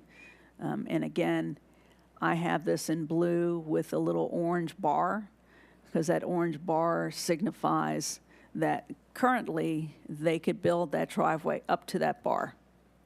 Currently, they're not allowed to go onto D.R. Horton's property and connect it up to Norfolk Parkway, but at least we could get that out of that. What they do describe in that development agreement is that they will have that driveway west of the mini storage building, and then if, you know, they're granted access, they would connect to Norfolk Parkway. We talked about that driveway apron stub out, because that's what staff calls it. And then that third bullet that, you know, if they are granted full access to Norfolk Parkway in the future, then driveway to be built within 12 months or have a surety of some sort for that improvement. These are some of the other items. We went through this before, so just the last bullet, you know, is something that people are interested in on what's the maximum height. It could be 35 feet. They have stated in the development agreement their construction is to commence within 18 months of final site plan approval. That's not the development agreement, that's their civil engineer drawings. And then they also had something about, you know, the building permit, when that's going to be within 4 years of this development agreement. And then I highlighted in blue what to me is the, you know, important part of this. It's perpetual with the property. This doesn't just go away, you know, tomorrow or a year or 10 years from now. This is an image that's also included with that development agreement to show you the self-storage and their potential retail offices, restaurant up front, and sort of a you know, street view, an eagle view, they call that. So from staff's perspective, it is consistent with the comprehensive plan. It is compliant with our land development regulations. It's consistent with the intent of limiting industrial uses to only be self-storage that's interior, not outside self-storage. I will admit the fourth bullet, the architecture is not the best. They could use more distinctive features, but you know, we can certainly have a discussion. We did do the advertisement in the Florida Today, and we also mailed out notices in the 500-foot radius to this property. So we did everything we needed for this public hearing. Your Planning and Zoning Board in April recommended approval of the development agreement to limit the development to an indoor self-storage facility, and with the restrictions that are stated within the document. So those are all three cases. If you'd like, Mayor, I could ask the city attorney to read the title, the first ordinances. Thank you. Ordinance number 2022-05, an ordinance of the City of West Melbourne, Brevard County, Florida, amending the future land use map of the comprehensive plan to change the future land use for the westernmost 6.29 acre portion of the parcels of land located at 3780 and 3820 Minton Road, and is more fully described herein, from COM commercial to IND industrial, providing an effective date. And ordinance number 2022-06, an ordinance of the City of West Melbourne, Brevard County, Florida, rezoning the westernmost 6.29 acre portion of parcels of land located at 3780 and 3820 Minton Road, and is more fully described herein, from C1 low-density commercial to M1 light industrial and warehousing, providing an effective date. And just a few notes, Mayor, if I may. Again, the rezoning and the development agreement portions of this item are quasi-judicial in nature, so if you have any of those disclosures, I know, Mayor, you took a meeting you'll probably want to talk about, and I believe council also received an email from Dr. Harvey Hester objecting generally to the introduction of industrial use into this area. That's been made a part of the file on this matter, but if any of you have any specific disclosures prior to the public hearing would be the time. And just lastly, if assuming we have approval of the comp plan and rezoning, when we come to the development agreement, there were some revisions that were submitted late last week, were included in the packet, but prior to, I was unable to complete a review prior to inclusion of the packet, so I would just like any approval of the development agreement conditioned upon, make in substantial form, conditioned upon final approval by the city attorney. And we can revisit that when we get to that point. Everybody has their light on, but I'll go first. I met with the applicant as well as Mr. Williams, who's the president of D.R. Horton. We talked about a lot of things, the future of D.R. Horton developments and all those kind of things. We did talk about the storage unit. He said he didn't think that was compatible to the area and to the neighborhood, and he would like to see something that fit in with the neighborhood better, like a Whole Foods kind of thing. So he would not entertain at all doing a curb cut to that area. And I also met with the city staff, Mr. Morgan, I should say, on this same subject. And Mr. Frampus? I didn't have a disclosure, but I do have a question for. We're going to do disclosure. I don't have a. Ms. Young? Disclosure, yes.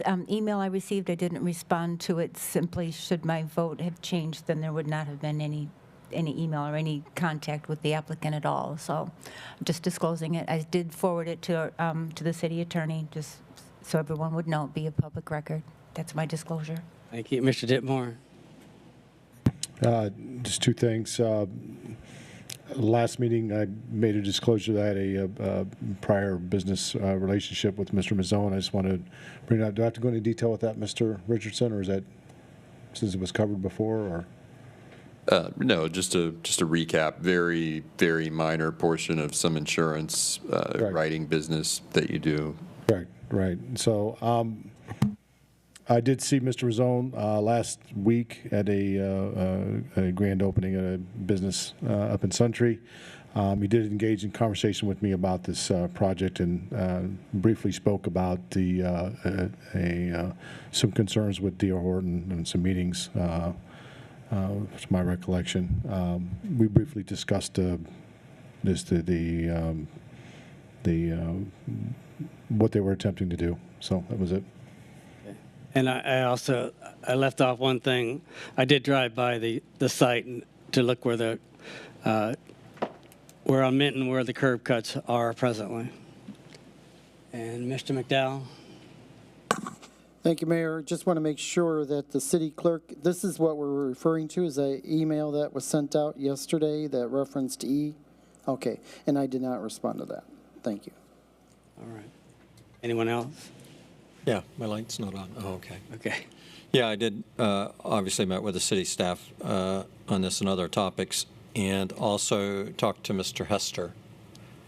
And basically, he had a question that he basically wanted us to sort of ask during the process. Thank you, Mayor. Any other disclosures? Thank you. This is a public hearing. Does anybody from the public wish to address City Council on this topic? Do we have any speaker cards? Okay, then we'll close the public hearing. Mr. Frampus? Thank you, Mayor.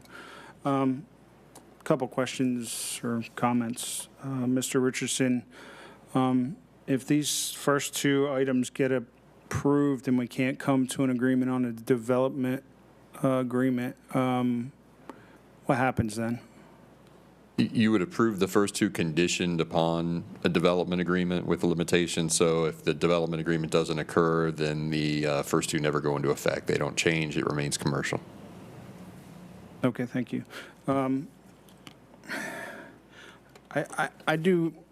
I was swayed last meeting about the cutout and how it would help with traffic and stuff. So I did kind of change my mind on that, and I'm a little disappointed that there's not going to be one there now, because I do see the issues there might be for some of the traffic. But a bigger problem I have is us doing pocket zoning, and I don't think it's something that the comp plan really recommends. Is that correct, Christy? I mean, it's not something that we don't like to do. Go into that specific. It's more of a planning sort of policy that you try to stay away from that, because sometimes you end up having incompatible uses next to each other. So that's like an immediate thing. But like I said, if this was next to residential, it'd be easy. It'd be easy for staff to say, we recommend denial. But it's next to other commercial. We have some wording in the industrial future land use that talks about you can have industrial next to commercial. So it could sort of go either way. Right. I kind of don't like the fact that I don't know what businesses are going in front of it. They're not very clear on that. It could seemingly be anything. I kind of want to know that it's all harmonious on how that's going to work. And the last thing is, if this does go through, I would like to push for a more residential feel. The pictures that are shown in the thing, I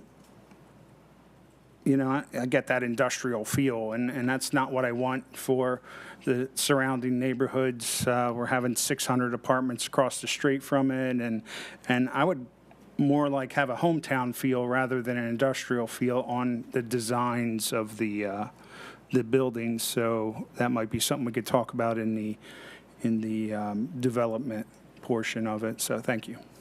Thank you. Deputy Mayor Young. Thank you, Mayor. At the first reading, there was one resident here from Sawgrass, and at that time, was it asked at that time if we were going to re-notify within it's usually 500 feet of where a project is going to be, and I don't know if Sawgrass is within 500 feet. Were we going to do anything for further notification? No, we didn't have that direction. We didn't re-notify.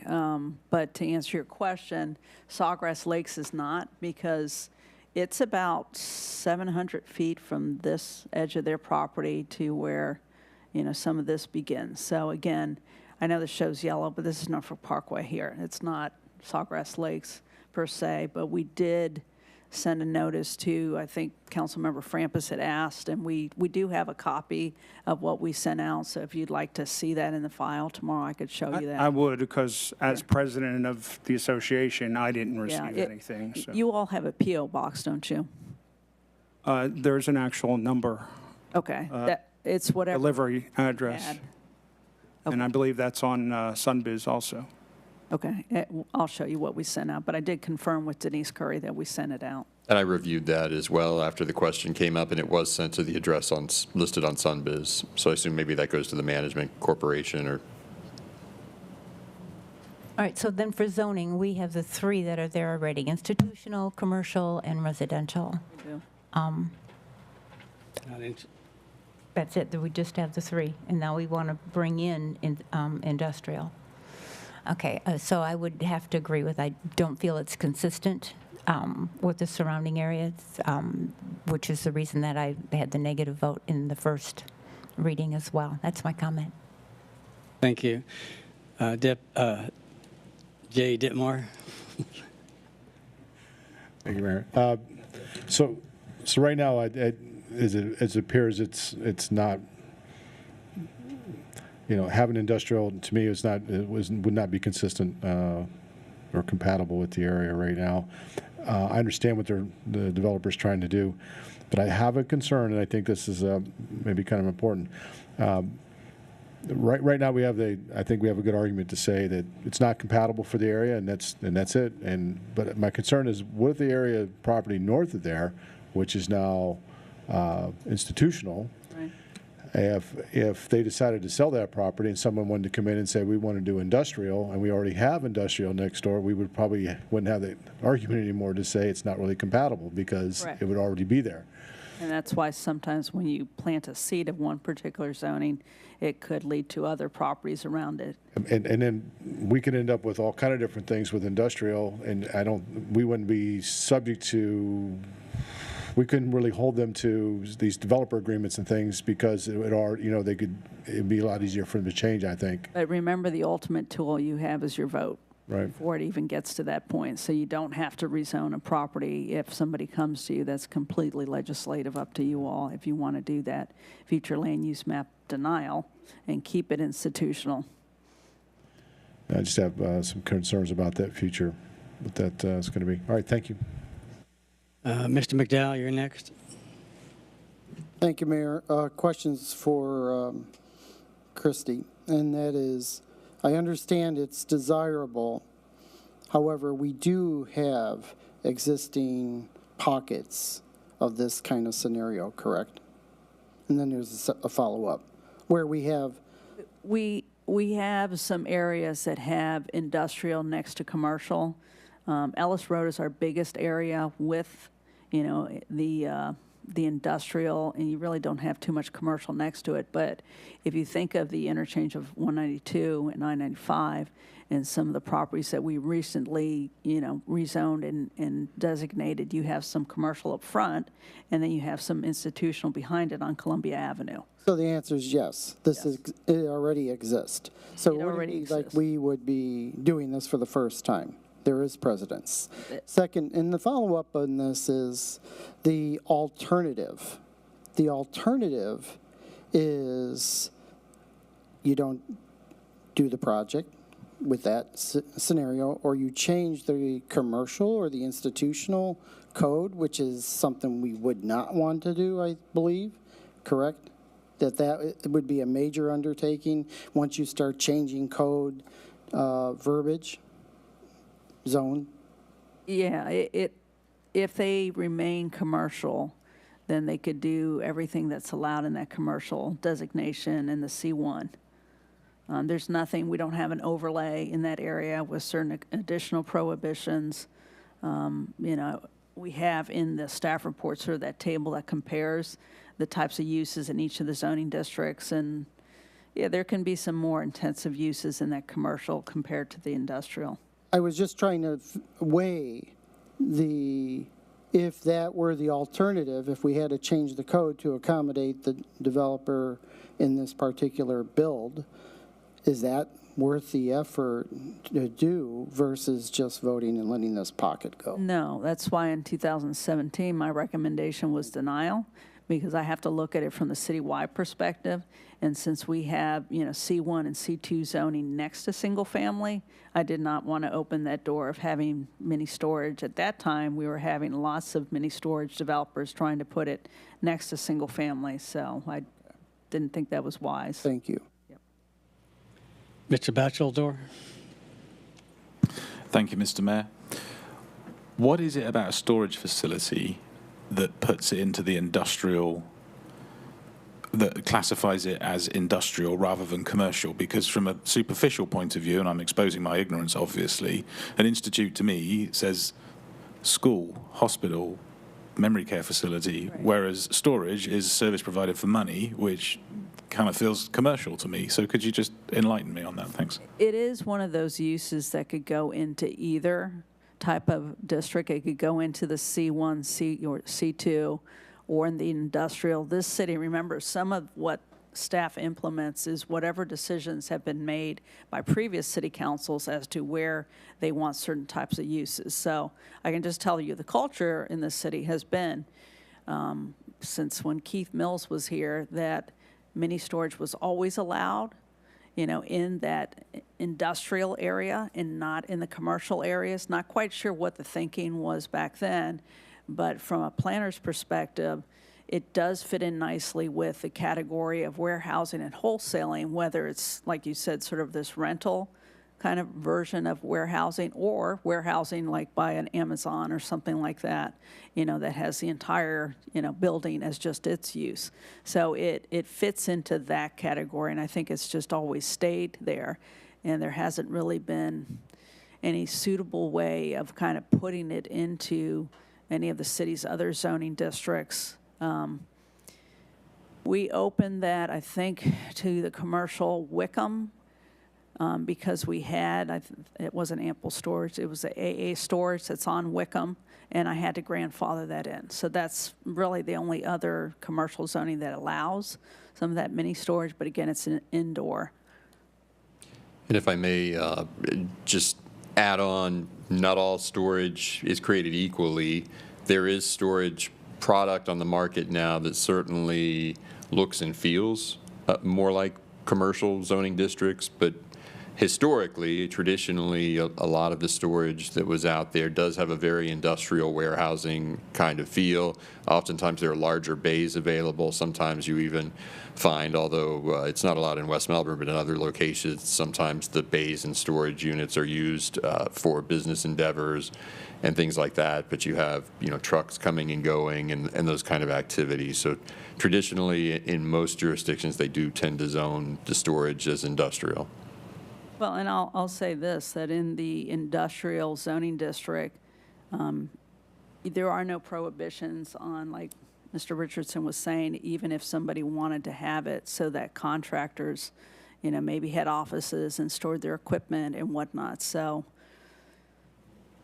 if it looks like, you know, mini storage, and we have some examples on Ellis Road, you know, then that's more of what we're thinking is sort of an innocuous type of use. But remember that in the zoning district for M1, it just says, you know, mini warehouse, and that can include, you know, the storage yards for the RVs and whatnot. That can include lots of things with it. It's, when we say mini warehouse, it's a pretty broad category.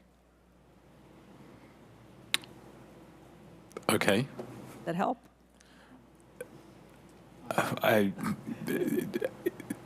Leaving anyway. Yeah, right. It's not really my problem, but it just seems to me that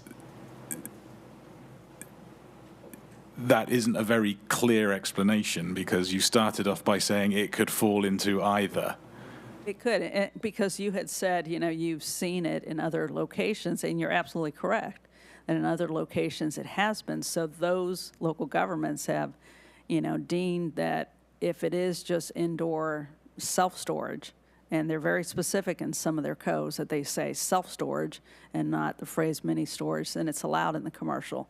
So we could go in that direction as a city.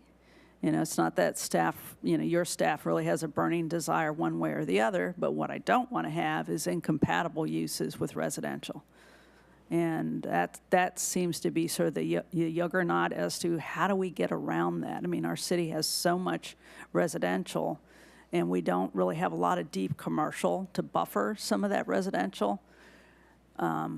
So in some cases you have, you know, think here at Milwaukee and Heritage Boulevard, and how you've got, you know, the homes of that new subdivision right next to a commercial lot. If we open the door and we said, okay, self-storage, only indoor, you could have something like that at that corner, you know. So that's what I'm saying. Sometimes we can kind of craft things so it doesn't impact big areas of residential. I just don't know how we would do it, folks in this area. Yeah, so I think the sticking point, as always, is traffic. That's a very busy junction, and the worry is that something's going to be put there to make the traffic even worse. But a storage facility has an incredibly low trip number, and it's always off. It's classically off-peak. So in terms of mitigating against the largest worry that we have in the city for most residents, which is the traffic, this is a thing that would not be as bad as anything else that could be put there. However, the worry then is, well, what else is going to be put there that could then have a negative impact on traffic? So we're just stuck in a for loop that you just on can't. traffic, could it have unintended consequences? And that's why Morris and I were talking about how some of the mini storage has been used. And I've had business tax receipts where folks send me things, and they basically say they want to run a full-fledged business out of this little 200 square foot area, and I have to say no. And some of them get mad, some of them move on. So just. Okay, thank you for You're your welcome. explanation. Yeah. I agree with Deputy Mayor. It doesn't seem like it fits in this area, the zoning. It's like, I have down here spot zoning. I know you don't like that term, and when we say those things, you always get onto us. So I just don't think it fits in here. And to prove that point, all the nuances that you put on a developer's agreement is massive. I know they agreed because you're trying to put a square peg in a round hole here, but I'm not buying it. I don't think it fits in here. So perhaps either, as Mr. Bachelor is saying, you almost have to rewrite the codes to make it work someplace. There's better areas for this. I like the project. I just don't think it's in the right place. Mr. Ditmore. Thank you, Mayor. I'm just going to piggyback on that a little bit. So my question would be, I mean, if they could develop this mini storage, and we've seen the conceptual drawings of this, and we were able to move to build or take that and actually place that into the commercial, that particular model, that we would say that, oh, this fits our commercial, not something that's industrial. And then that way we're not rezoning this. And if it's something that would architecturally, I think as Mr. Frampus brought up, something that looks, something that's more appealing for the community, the adjacent residential communities, and we're not changing the zoning. Is that something, Mr. Richardson, is that something that we could do? Is that something we could change the code to and kind of like, I mean, we have to come up with some specific parameters, but to where we would take a look and say something like this would. That's what I meant when I said not all storage is created equally. So theoretically, you could have some types of storage that remain zoned industrial, but you could carve out a niche for certain storage, more like this project, that could be allowed in commercial zoning districts. It would be a more complex description of the use than you typically see in your zoning code as far as permitted uses, but it could be done. Interestingly, that was, as Director Fisher described, that was the approach that the developer was attempting several years ago. Planning and Zoning Board did not recommend approval. I think there was, I think the developer took some meetings with council members and decided for whatever reason never to bring that forward to council. But that approach was considered and contemplated at one point in time, specifically with regard to this project. More like for drive-ups, like, the garages and things? That's exactly. Okay, I'm thinking more like of like no drive-ups and that was the project at the time. You're right. This is a different project. Right, something where it has more Yeah, a different feel to it. Respectfully, you'd have to give me some time to really kind of think of how do we get over, like I said, that juggernaut of being next to a single family. I mean, I would entertain that as to take a look at that as an alternative. I'm not. For me, I'm more concerned about spot zoning and changing that to industrial. The appearance of this, and I don't think it doesn't. The building, I think, would be okay. I'm just more concerned about the spot zoning, changing it from commercial to industrial, and then possibly opening up that door later to something north if they decide to sell. Because listen, if it's industrial, and someone may come in and offer that church a lot of money and say, look, hey, we're going to come in here, we'll just do industrial, and we're going to move on. I think if we just keep it commercial and make that not a square peg, but make it a round peg, so as the mayor put, and it fits in the hole correctly, and then we're not changing the zoning at that time. And maybe we could put something in the code that says that these type of things have to have a developer agreement, approved developer agreement. We could. It would. Yeah. It would at a very. Yeah, and I mean, I think that would be a good option. I would be willing to entertain that. I know that would take some time, but It would take time. I think you have to be real careful with that because there's unintended consequences where this could end up. Yep. I mean, in certain areas, this is a nice project with, I mean, look at all, except the fact that it's industrial, and it's right by, even they show a child care facility right there, and we have churches next door and all those kind of things. It's just not compatible on the surface, but, so that's where I'm at. Mr. Frampus. Mr. Mayor, I'd like to make a motion that we do not approve the second reading of ordinance 2022-05 as written. Mr. Mayor, I'm not sure. I don't believe the public hearing was closed, and I think the applicant wants to Actually, it was closed. speak. Was it? Okay. We have a motion on the floor from Mr. Frampus. I think the applicant was waiting to be called to be heard rather than just out of an abundance of caution and not to create a due process issue. I would recommend that we hear from the applicant briefly if they'd like to speak to the project. Come on up, please. Again, good to see you all again. Cole Oliver representing the applicant. Just a couple of quick points. I know that the perception of this being rezoned to institutional and the concern that it would spread to the property north of it, totally understand it. I think that should be ameliorated by the fact that the property to the north of the church parcel is single-family residential, so it wouldn't be compatible to be putting the industrial right next to single-family residential. So I think that would ameliorate, Mr. Detmore, your concern about the spread or the seed as was discussed. And though, I understand that this is not necessarily the project that everyone wants to see here, they want to see, as I believe D.R. Horton told you, a Whole Foods or something.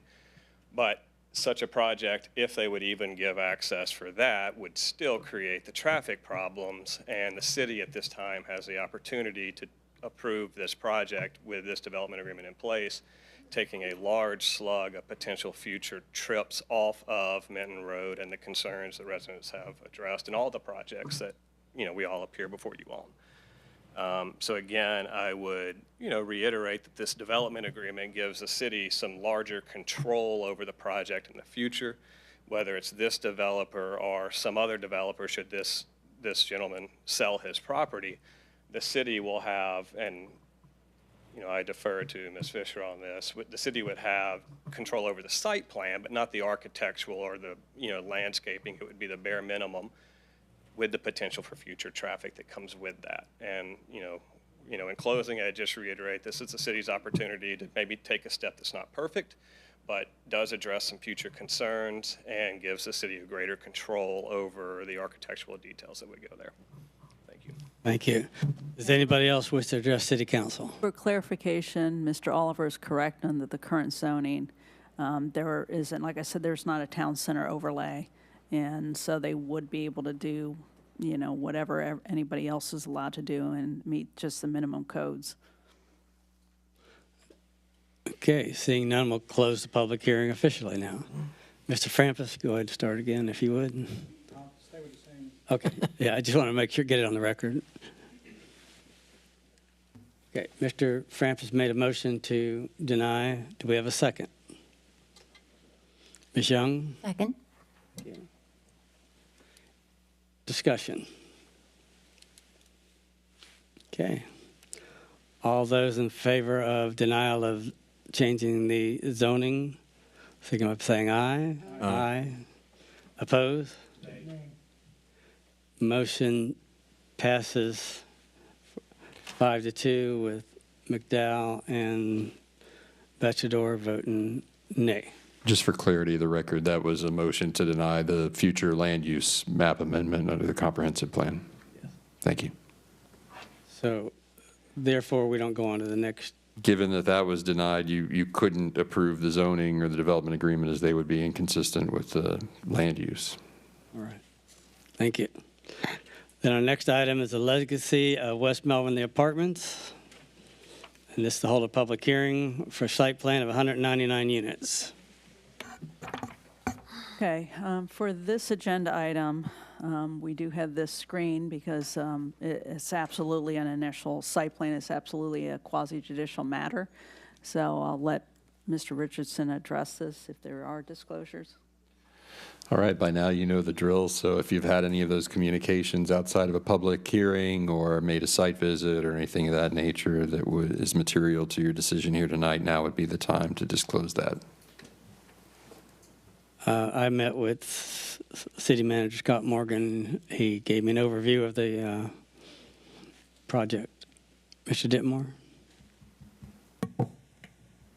I did visit the site, but it was prior to this just coming forward. I was out there to take a look at it. I don't think it really applies, but for the record, I was out there prior. Anyone else? Okay. That's it. Mr. Mayor, I also, prior to this thing, I was out there looking at the property, so I've seen the property, but it wasn't for this plan, so. Ms. Fisher? Okay. All right, the next slide tells you a little bit about the process for this. So when a development of apartments, which is another way of saying the multifamily projects, has more than 50 dwelling units, or 50 dwelling units or more, then it comes through this public hearing process. So they submitted the application, they got comments from staff, they revised the plans, and then now we're sort of at that box in the middle that says if major comments addressed in public hearings, planning and zoning board recommendations, city council deliberation based on city codes. If they go past this stage now, then they will continue with their, final site plan, 100% engineer drawings. The location of this property is more in the sort of the northwest part of the city off of John Rose Boulevard. So in the aerial, you can see the location of I-95. I know it's a little blurry. This property is not right next to I-95. There's an intervening property in between, which by the way, also has an industrial zoning. And then you have, a property to the north, that has an existing building on it, and then a vacant property to the south, and then Sheridan Lakes is to the south of that. So information about the applicant, MBV, in this case, the engineering firm, is the agent for the developer. I believe I saw Mr. Bruce Moya here, and Legacy Residential Group. They are now the property owners. The acreage of the property that I showed here in red, that red polygon, is the 14.03 acres. And what I've listed here in the photos, I identified more or less the project entrance where there used to be a for sale sign. And then the items that look sort of like the what used to be the strawberry farm. That's not part of this project, but it is under the ownership of Legacy Residential Group. They could certainly tell you more about that history. This property has been in the city since 2006, so it's not something that just came about, in the last year or two. That property up front is still not in the city. It has that, strawberry farm that's not running anymore.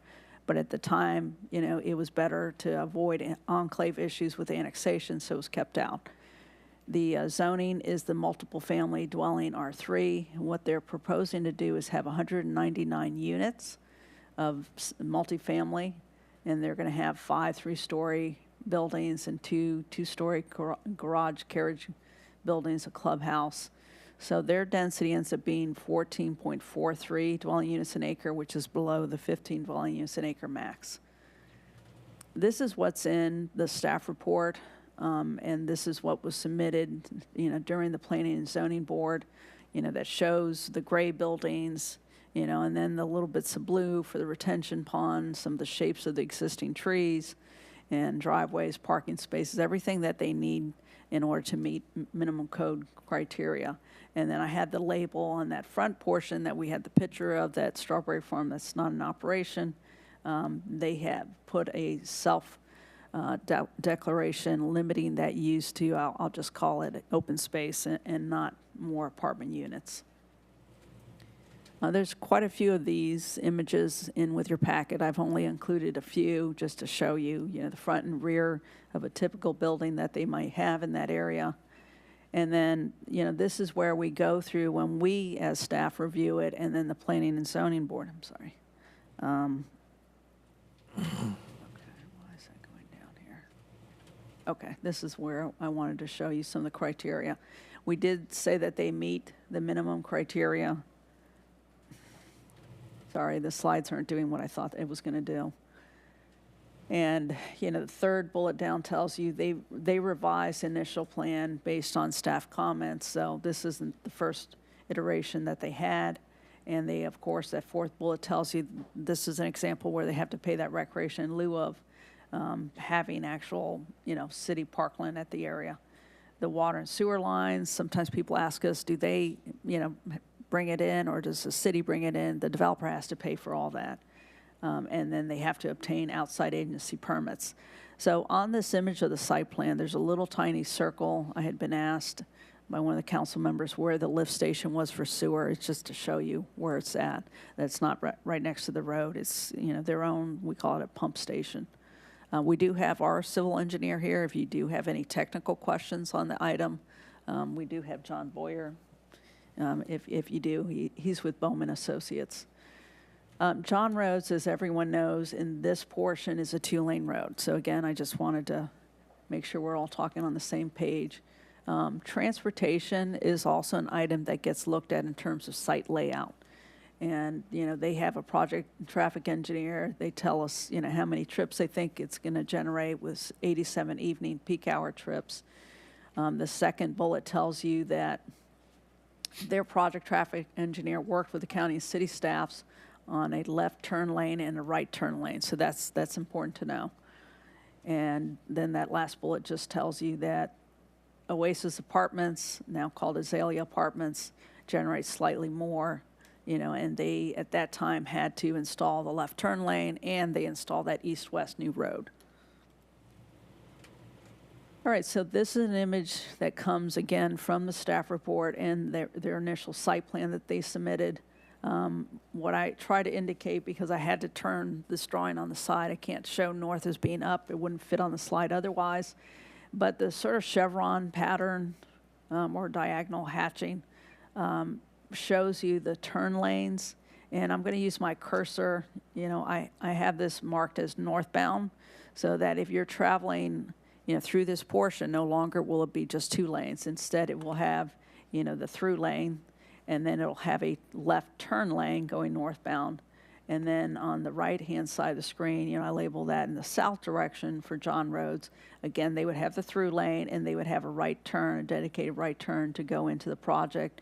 There's little images of cars here for stacking, and that, you know, will be finalized because this is the county road. So this was just sort of informational, but this shows enough, you know, to indicate that they are moving in this direction with the turn lanes.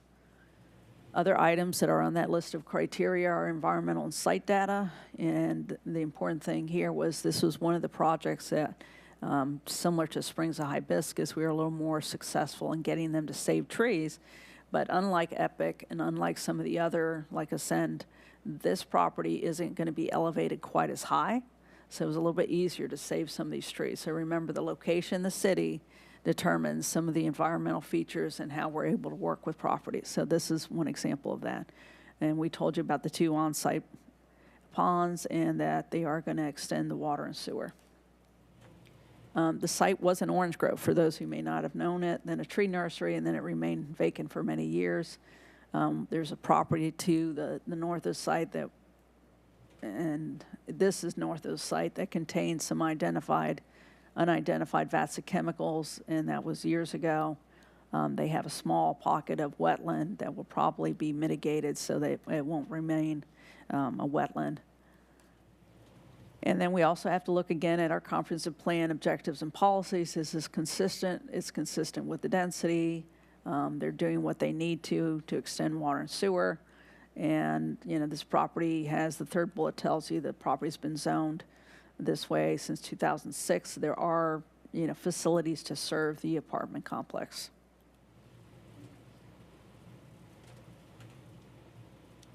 So in conclusion, again, as a reminder, this isn't a rezoning case. It already has a zoning. The staff has reviewed this project for the 199 dwelling units. The plans are consistent with the land development regulations and comp plan. The applicant still must comply with conditions of approval listed in the recommendations section, and this case was advertised in the newspaper and notification was given to surrounding property owners. So your Planning and Zoning Board, this was actually in March and not in April. Remember, this is a case that we kept, you know, postponing because we wanted to see what happened with the turn lanes, and it was last week when we were able to move this case forward. So the 2 remaining conditions to approval, should you all, you know, approve it tonight, would be to obtain the outside agency permits, and we list some of the, you know, the major agencies to do that from. And then the second point is always a condition of initial site plan approval, which is to pay the fee in lieu of public recreation dedication and record the required recreation agreement, and that comes at a later time. And I'll try to answer your questions. Like I said, we do have the applicant. We do have our civil engineer here. Mr. Richardson? I would just like to add a third recommended condition to that. Attorney Rozanka for the applicant has prepared and stated that she transmitted to me a restrictive covenant for that front piece, the old strawberry farm, saying that that won't be developed with any traffic generating use. It'll remain. I think they intend to use it for open space recreation associated with the project. I've looked for that, Kim. I haven't been able to find it in my emails. So if you could just condition it on submission and recordation of a restrictive covenant on that front piece of property, subject to city attorney approval, I'd appreciate that. Thank you. We have a speaker, Senator Mickelson.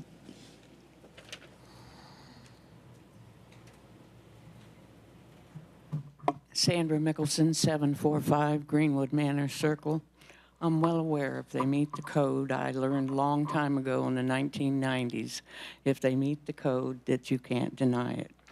But I live on John Rhodes Boulevard. I see what the traffic does. It's bumper to bumper. At this point in time, I tried to make a left-hand turn at the Ellis Road in the morning traffic. I couldn't get to make a left-hand turn. But I mean, we need to consider the road situation in West Melbourne.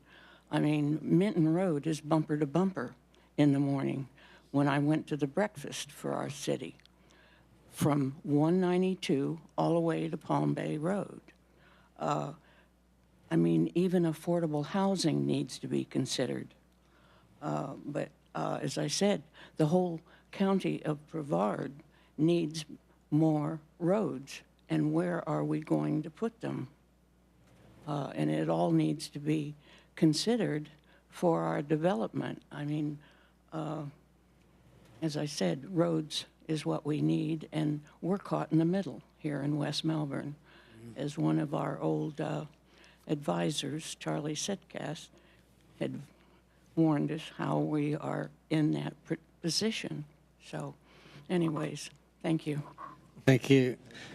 Ms. Fisher, have they done a traffic study on this, and is that recent? Yes, it was. And what did the traffic survey say? Well, you know, that's part of what led to a discussion about safety. So let me see if I can get back to that slide that talks about the traffic study. Here we go. I'm sure, I mean, we're very pleased that there's turn lanes in here, obviously. Right, the trip generation numbers were marginal in terms of, you know, impacting any sort of segment capacity in this area. So it did not trip any sort of requirement that they add another, you know, road, that they, you know, do something other than make the turning into this complex a little bit safer. And they were correct. I mean, if this were an apartment complex of 400 units, it'd be a different discussion. But the fact that it's a low quantity and that you still have a little bit of capacity, it's just at the peak hours, you do have a congestion. There's no denying that. Thank you. Again, this is a public hearing. Does anybody else from the public wish to address City Council? Any developers? Any attorneys? Oh.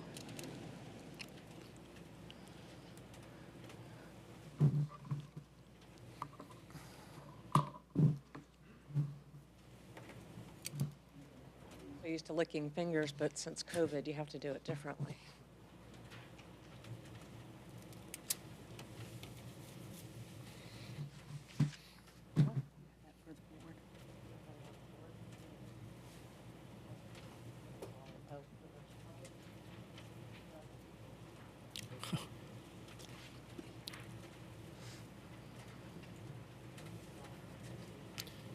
I have to make a disclosure as well. I didn't make my disclosure. I have to make a disclosure. I didn't make mine, so I want to make it after she talks. Want to make it before she talks? It's up to you if you want to announce it. While she's passing that out, Mr. Bentley wants to make a statement. Yeah, I was just going to say to our city attorney, I need to make a disclosure that I've actually been out to the site and talked to staff on this issue, and I missed telling you earlier. Thank you. Thank you. Nice. I apologize for being so slow. Thank you.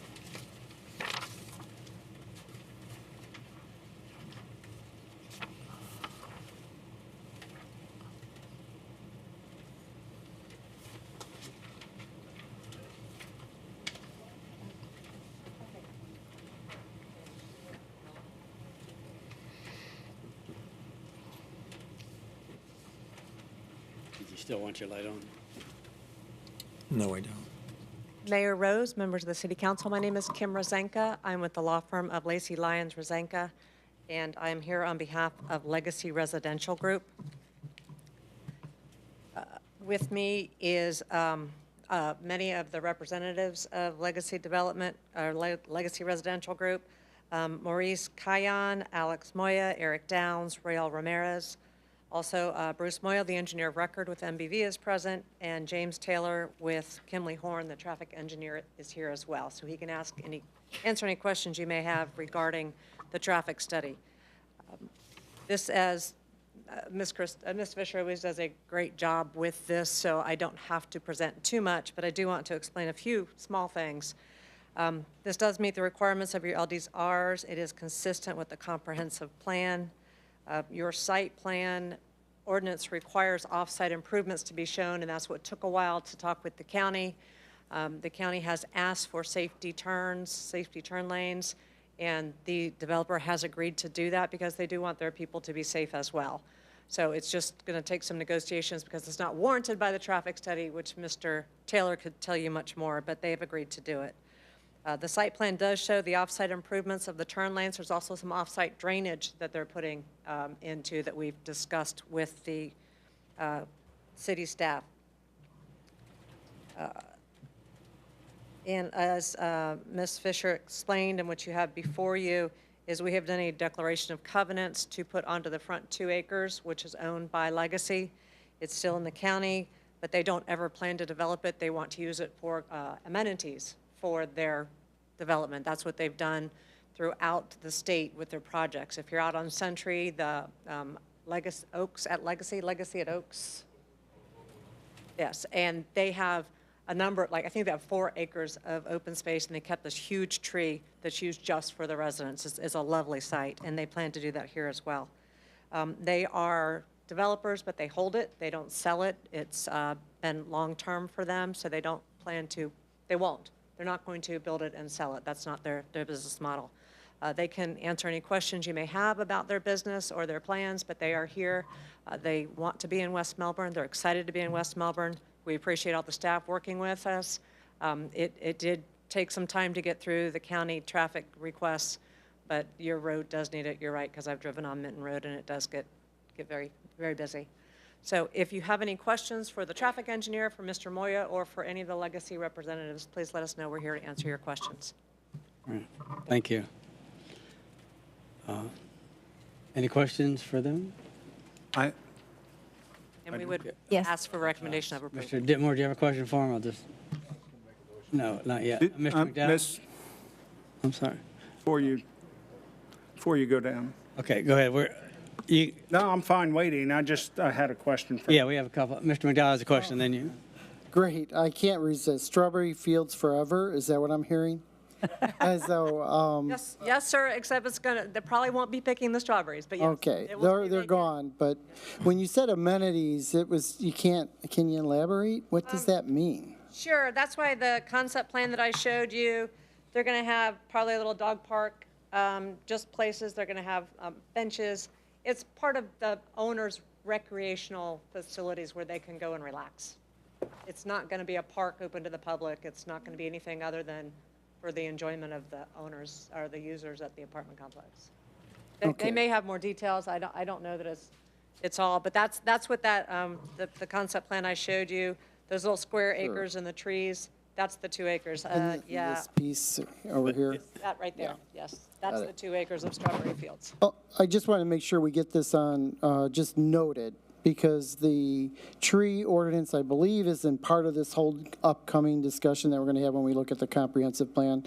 But there is some discussion about this whole concept of just replacing, in this case, it's what, 2 to 1, we're replacing, saving. And it's not going to affect this, but the bigger question here is long-term. In long-term, we're going to be out of space anyway, so it almost becomes a moot point, but it's kind of too late to take care of it. But that concept of, well, we'll just change it or switch out a smaller trunk tree for a bigger trunk tree, blah, blah, blah. It's not necessarily the way that most ordinances are looking at that environmentally as a smart way to do it, but that's neither here nor there. My big question was about the strawberry field. Right, and I don't think there's any trees on that property, so there will actually be trees placed on there where there are none now. Wonderful. Thank you.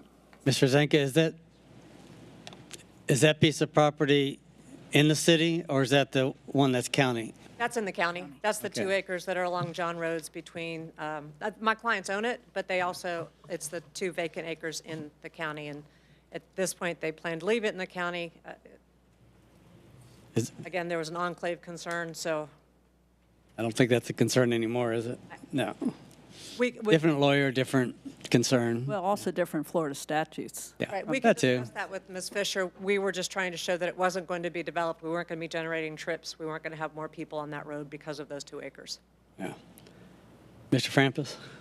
So with that being a county property, we could still have a development agreement on that? It's actually a restrictive covenant, a declaration of restrictions that would be recorded on it, run with the land, doesn't have to be in the city.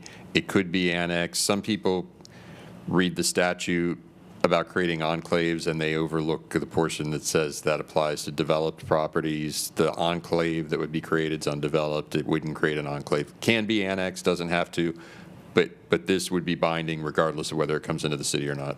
So why wouldn't you bring it into the city? I'm just curious, you know, it's almost a slight to the city that you guys wouldn't bring that They into came the in city. 2 separate purchases. They came in 2 different contracts. so I get that you don't have to, but why wouldn't you? I don't know, and it's just been, we were trying to get this to you all to review the site plan. I don't think they have any problems with bringing it in. It's just, it wasn't part of the project. It became part of the project when traffic became an issue, and they did close on that property. So So would you bring it in? but would you bring it in?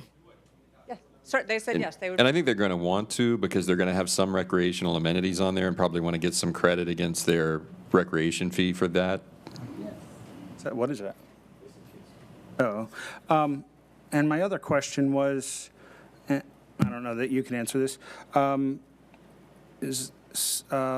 Christy, is there any way we can, sidewalks get involved? I know there's a pizza place right down the street from there, and I'm assuming with all these apartments that people are going to walk to the pizza place, and it's going to be a problem with people along the street, especially with all the traffic. I would love to see some sidewalks down the front of this. And you know, I know we wouldn't do it all the way down, you know, until we further develop down that far. But I mean, I just think sidewalks is something that we would like to see people using instead of walking in a roadway. So the city code does require, you know, for any of the developed properties, residential, commercial, institutional, industrial, whatever it is, to have sidewalks. Remember, this is a county road, so they have ultimate say. So the code says what it does. Let's say that they appeal to the county and say there's, you know, no sidewalks in the area. We don't think it'll be, you know, useful to build just a little patch of sidewalks that basically just end at their property lines.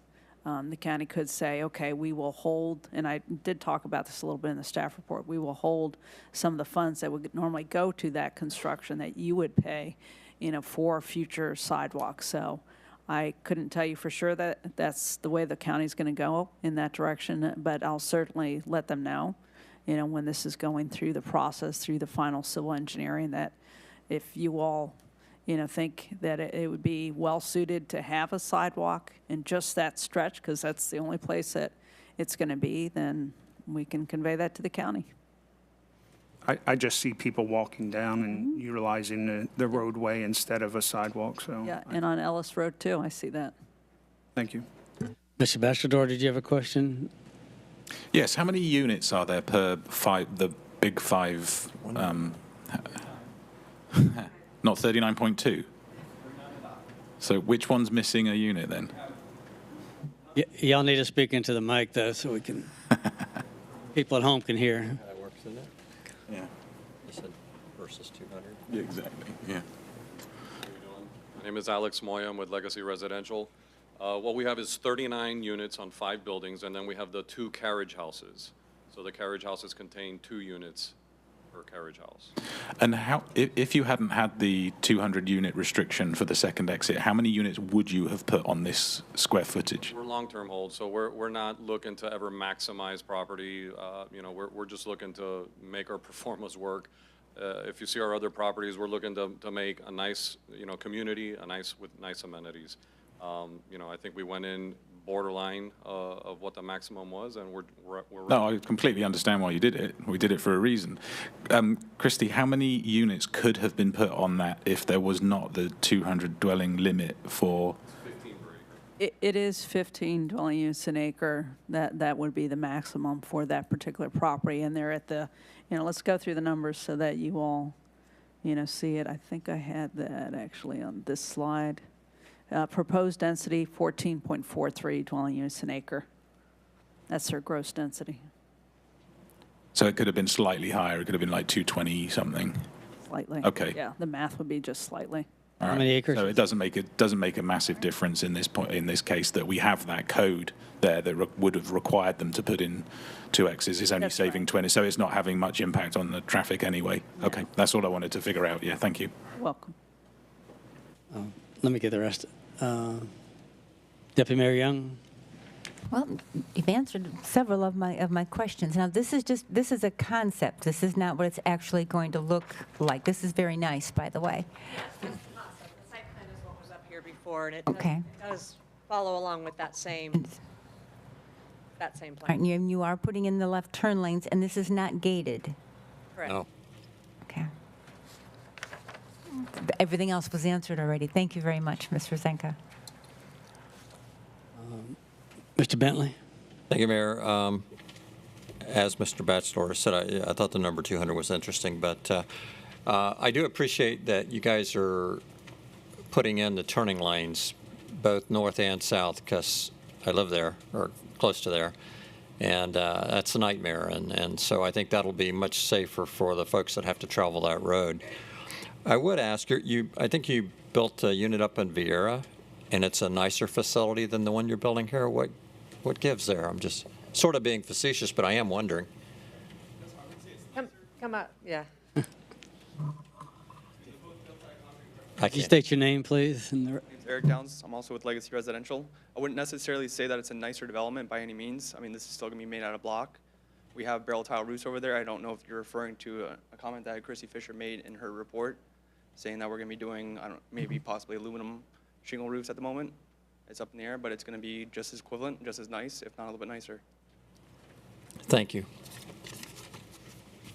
What's the difference between a long-term hold versus the apartments that we're seeing going up? We own up. Right, but you build it differently. That's what I'm hearing. We could have technically built it as stick at a frame, but we decided to build it at concrete block, so we're going to long-term hold it. This will be all concrete block? Okay, it's good. All floors or just the top, or just the bottom? All floors. Thank you. That carriage house is everything. It's hard to hear that on that mic. And the parking spaces in this, are they shorter in places than other places? They are not. According to the engineer shaking his head, no. Did I read that in the report? No, there's no short spaces. They Okay. have them all at minimum code. Yeah. Minimum code, okay. What's the width? 10 feet. Yeah, they have to be. Yeah. Okay, all right. Any other questions for Mr. Zenka? Mr. McDowell? Thank you, Mayor. Just want to make sure we hear this one more time, that the transportation component of this was not required and you're doing it. I mean, that's a big, The turn lanes? the turn lanes. And the traffic engineer could probably express this better. The county, the traffic engineer, our traffic engineer had one opinion that those turn lanes, neither of them were warranted. The county had a different opinion that the southbound turn lane was on the cusp, so therefore it was warranted. The northbound turn lane, our engineer would say was not warranted, but the county said they had safety concerns, it was their road, and they were demanding it. And we concurred. Okay, so just make sure we're abiding by the county's Yes. request. Yes, because it's the county. Requirement, it's not even a request, it's a requirement. It is a requirement of the code. They can make demands for safety reasons. And just to kind of follow through on that, part of the concern that I see over and over and over is the short-sightedness to this whole road and transportation. And this is just a little carve-out on a little piece of the puzzle here on this road of John Roads, which could be a mitten someday based on development. Where is that being looked at in the TPO side of the equation as far as how we coordinate those two things? How is that being communicated? Long term. Have we addressed that? I think our traffic engineer may have some insight. So James Taylor, Kimley Horn Engineering. So we did do the traffic study based on the city requirements as well as the county's requirements. The turn lanes were not warranted per the county requirements, but as alluded to there is an asterisk in their code that says they may require them even if they don't meet the warrants that they typically adhere to. So we were close to those warrants. They asked that we put them in. The developer has agreed to do that. So long-term road on John Roads, there's not a current project funded for John Roads. Ellis, and you've heard from one of your residents here that Ellis is an issue where John Roads intersects. That's, the Space Coast TPO's highest priority right now to get that funded. It's a very expensive project. I think right-of-way is partially funded, construction is not. But once we assume those improvements in, as shown in the traffic study, then those things are resolved even with the project's traffic. And for the record, remember that Mr. Morgan serves on the Technical Advisory Committee and could tell you a little bit more with the TPO, what plans there are long-term in that area.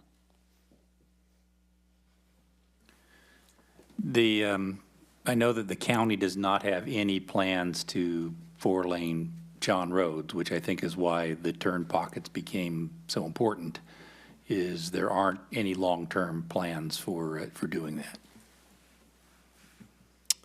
Amen. Thank you. Also, I just had a question. I know you have 9 handicap spots. Is that enough for a big development like this, or is that just our minimum code? Bruce is going to come up. Bruce.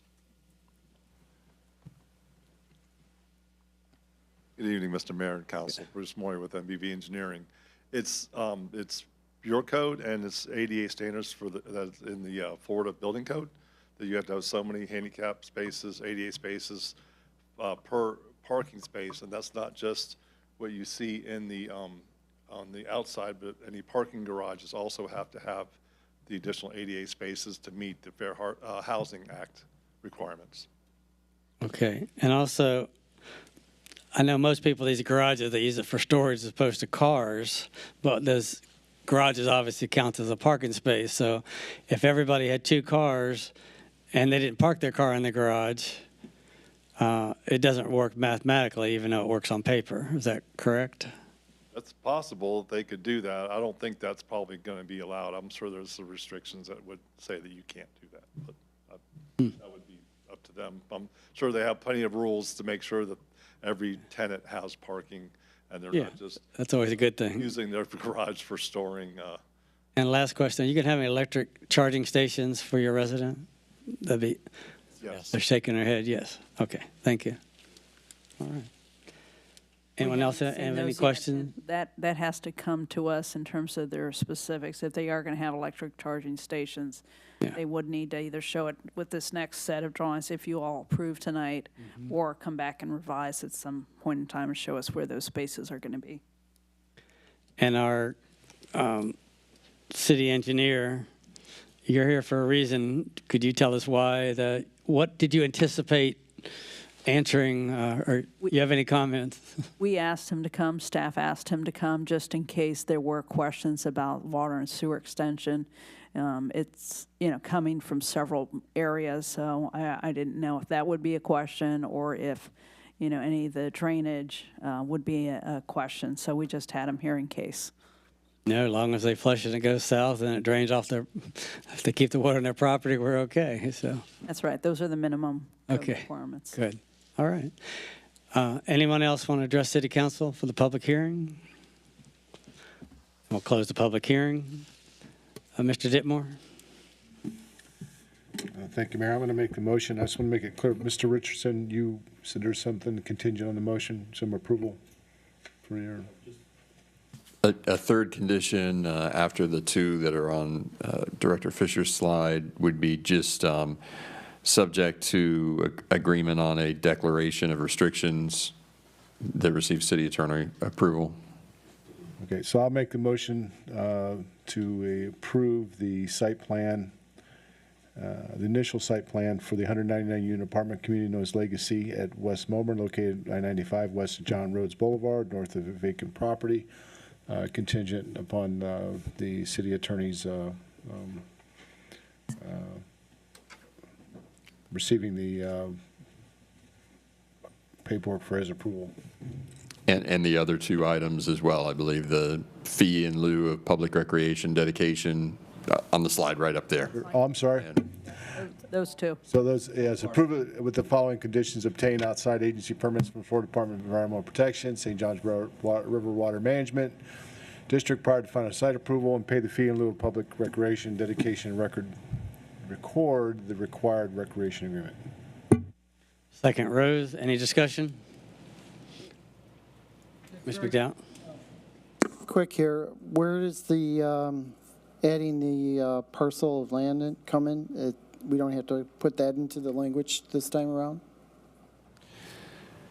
I think they've said that they would annex that in. The language we just included is that it's going to be subject to a covenant that nothing can go on it other than amenities related to the site. Whether they annex or not will ultimately be up to them. They have to do that voluntarily. They're going to want to do that because it will reduce the recreation fee that they pay. Right, that's where I want to make sure that we tie that in. Yes, sir. All right. All those in favor, signify by saying aye. Aye. Oppose? Motion carries 7-0. Thank you all. Welcome.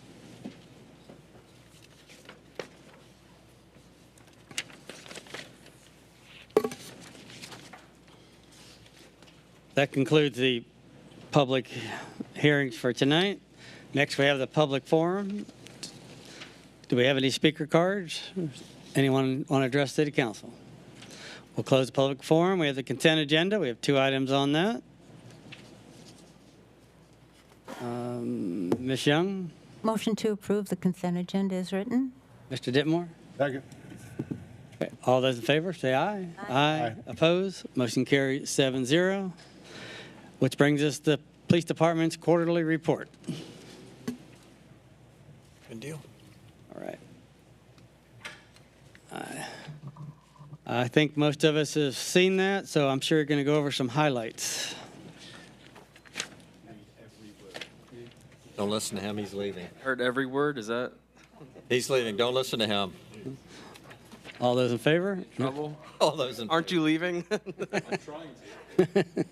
Good evening again, Deputy Chief Cordo. Presenting to you the first quarter report for the year of 2022. The beginning part of that will include closing out the fourth quarter of 2021. And during that, we selected Officer Tom Garrity as our fourth quarter officer of the quarter. He's currently serving as one of our field training officers, and he's currently a new member of our critical incident stress management team. He was tasked with training our first public service aide. As you all know, that's a new position here, so it required some out-of-the-box thinking. He's not exposing him to the same things that he would expose a normal police officer to, so we kind of had to tailor that.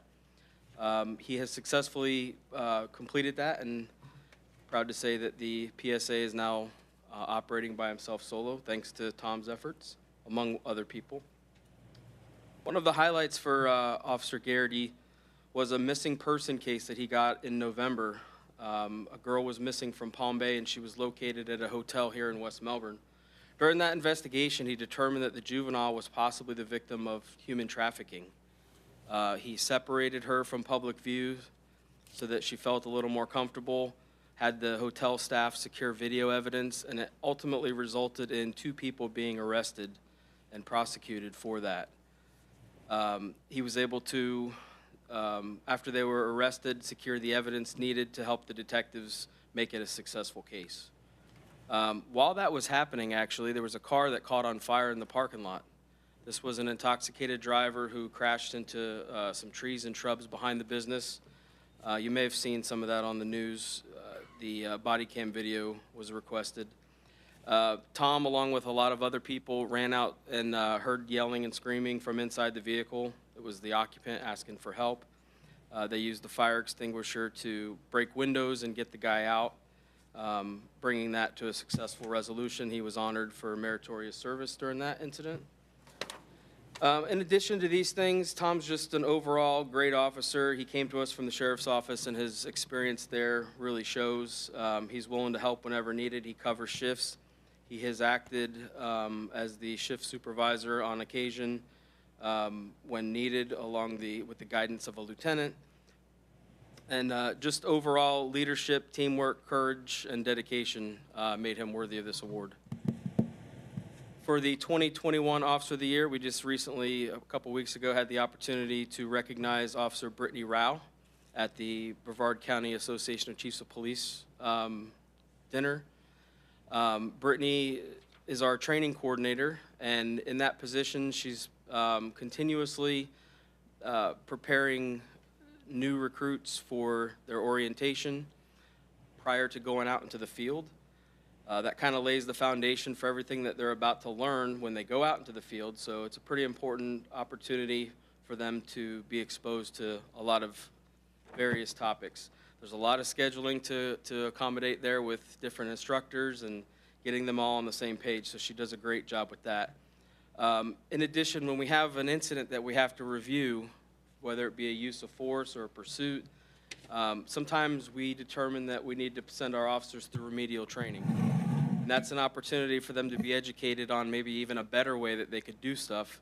So she tailors those particular trainings to meet the circumstances or recreate the circumstances that the officer was exposed to. Again, she does a great job with that as well. She's constantly looking for new technology and innovation to make the difficult jobs of officers a little bit easier.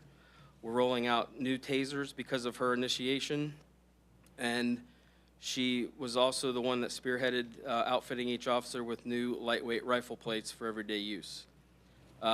There's many, many, many things that Brittany does on a day-to-day basis that makes our department better, and that's what made her fitting for the Officer of the Year for 2021. In the Office of Professional Standards, our internal affairs investigations, we had one open, which was completed, and then that resulted in multiple sustained violations, and an officer resigned prior to the conclusion of the IA due to an unrelated incident. No preliminary administrative reviews were required. We did have one firearm discharge during this quarter, and that was actually an animal that was attacking or coming towards an officer with a bite being imminent. The response to resistance reports, 9, and all were found to be within policy and standards.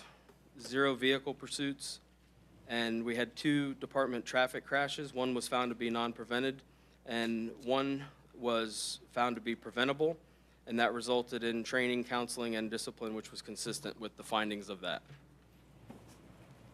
We are currently in our year 3 of the accreditation cycle. Annual report has been submitted to the commission, and we continue our self-assessment, which is collecting proofs of compliance, annual audits, inspections, and inventories.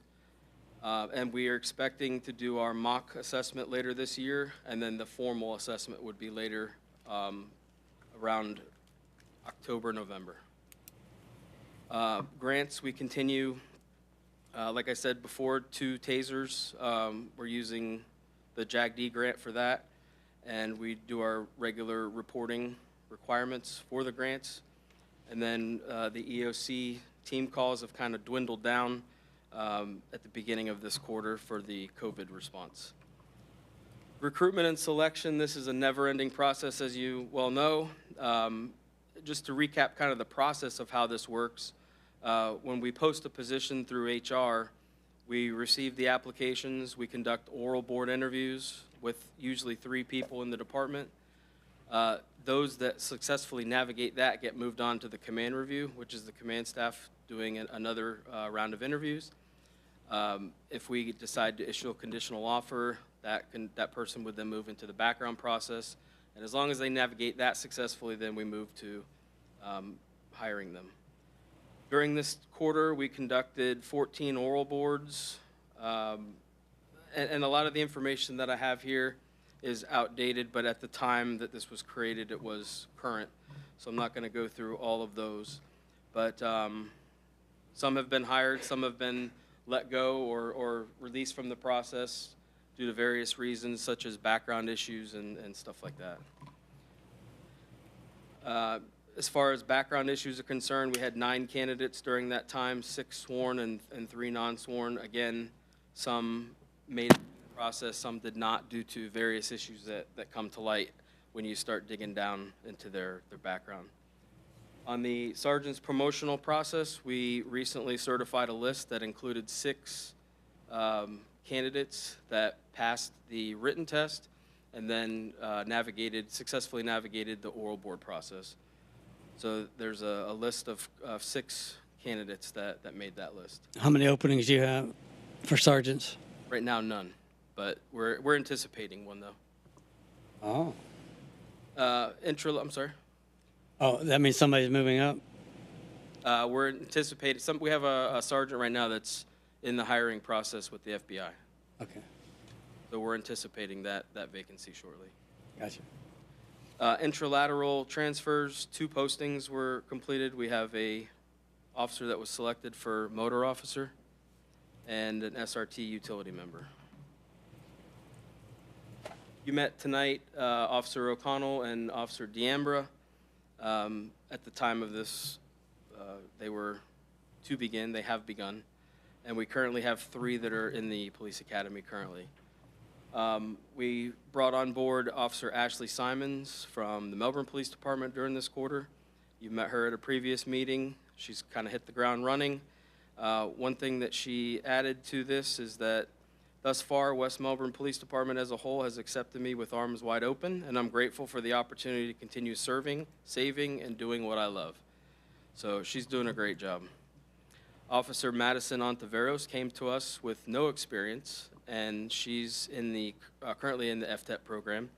She went to UCF and graduated with her degree in criminal justice, and we look forward to seeing her navigate the rest of the process. During the quarter, as you can see here, we conducted a wide array of trainings. A lot of these are done through our Power DMS system, where the trainings are disseminated. You watch videos, you take a test. You have to pass the test in order to complete it, otherwise you don't complete it. If you have any questions about those, I'll answer them for you. Our crime prevention officer, as you know, he's reassigned to patrol currently, but as he's able, he continues to participate in various activities. As we all saw here, he conducted his SEPTED survey of America's Best Value. He attended the Mounted Posse event in Mr. Frampus's neighborhood at Sawgrass Lakes, Touch a Truck at Pineapple Cove, Special Olympics torch run and t-shirt sales, the event that was hosted or organized by Mr. McDowell for the Special Olympics, and then Hollywood Estates Neighborhood Watch. Our strategic response team did not have any call-outs during this quarter, but they did conduct their regular training. Always have to be prepared for whatever might come. So they did various firearm certifications, new candidate tryouts and qualifications, as well as recertifying the existing members, as well as firearm shooting drills and weapon certifications. On the records crime stats, one thing that I want to point out, during the quarter, there was a total of 12,135. When I compared prior years for the different types of calls and part 1s and part 2s, nothing really significant stood out.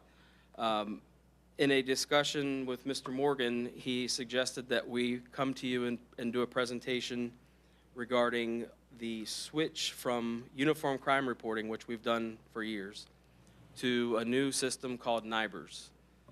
To be honest and transparent, I'm still wrapping my brain around it myself, but in a future report, we will bring that to you because you will start to see a difference in how crimes are reported. And very generically, I would tell you that in UCR, there's a hierarchy that crimes are placed in. And for one incident, there could be multiple crimes, but only the highest of those crimes would be reported. On NIBRS and FIBRS, it's incident-based reporting. F would be for Florida, and then N would be for national. So NIBRS and FIBRS, it would be all of those incidents that are reported, which will give you a better idea of what's occurring, where it's occurring, and a better snapshot of those crimes. On our patrol area requests, we continue to conduct specific PARs, patrol area requests, for citizen concerns. During this time, we did approximately 924, and those are checked pretty regularly and repeatedly at different hours. Under Narcan, something again that I started asking to be included in the report a few months back. We did have, for the year so far, we've had one incident where Narcan was not successful in bringing the person back. I do have a question. Back on the page before, if we can go back on this. School checks. I'm just curious, what is it that we do there? I thought that the sheriff's office was now kind of taking care of that for us. That's true. So I didn't know what the difference here was. So we want our officers to still be familiar with the campus in the event that a major event occurs there. So we still encourage them as they're able during the calls to take a walk through the schools, remain familiar with the layout, the Okay. various aspects of the school. Thank you. Are we back to doing bicycle patrol, or? That's not a regular thing. It was an opportunity that came up. But it's not. Same with the foot patrol, I guess something was going on, or? You know, to be honest with you, the foot patrol is a very, I've said this for a while, we need to either get rid of that call type because a lot of people, it's very subjective as to how it's used. If you conduct a check of City Hall and you could call that a business patrol, which you'll see reflected under there, 2,544. Sometimes people, if you're walking through the parking lot, they'll stamp it as a foot patrol. Some other people will stamp it as a business check. As you can see, it's not very much. It's not used very much. Right. So it's really a subjective way that people initiate calls. If that makes sense. It just seems like if the patrol people will get out of their cars more, it would probably be better for the business instead of just driving around. You can see more. I don't know if that, like you said, is that accurate? They only got out of the car 7 times? That's my point. It's not accurate. Of those 2,500, not all of them are somebody just driving through a parking lot. Okay. There's a lot of times where they get out on foot and they walk in. For a while there, we used to have a requirement that you go in and you actually make contact with a person at each business.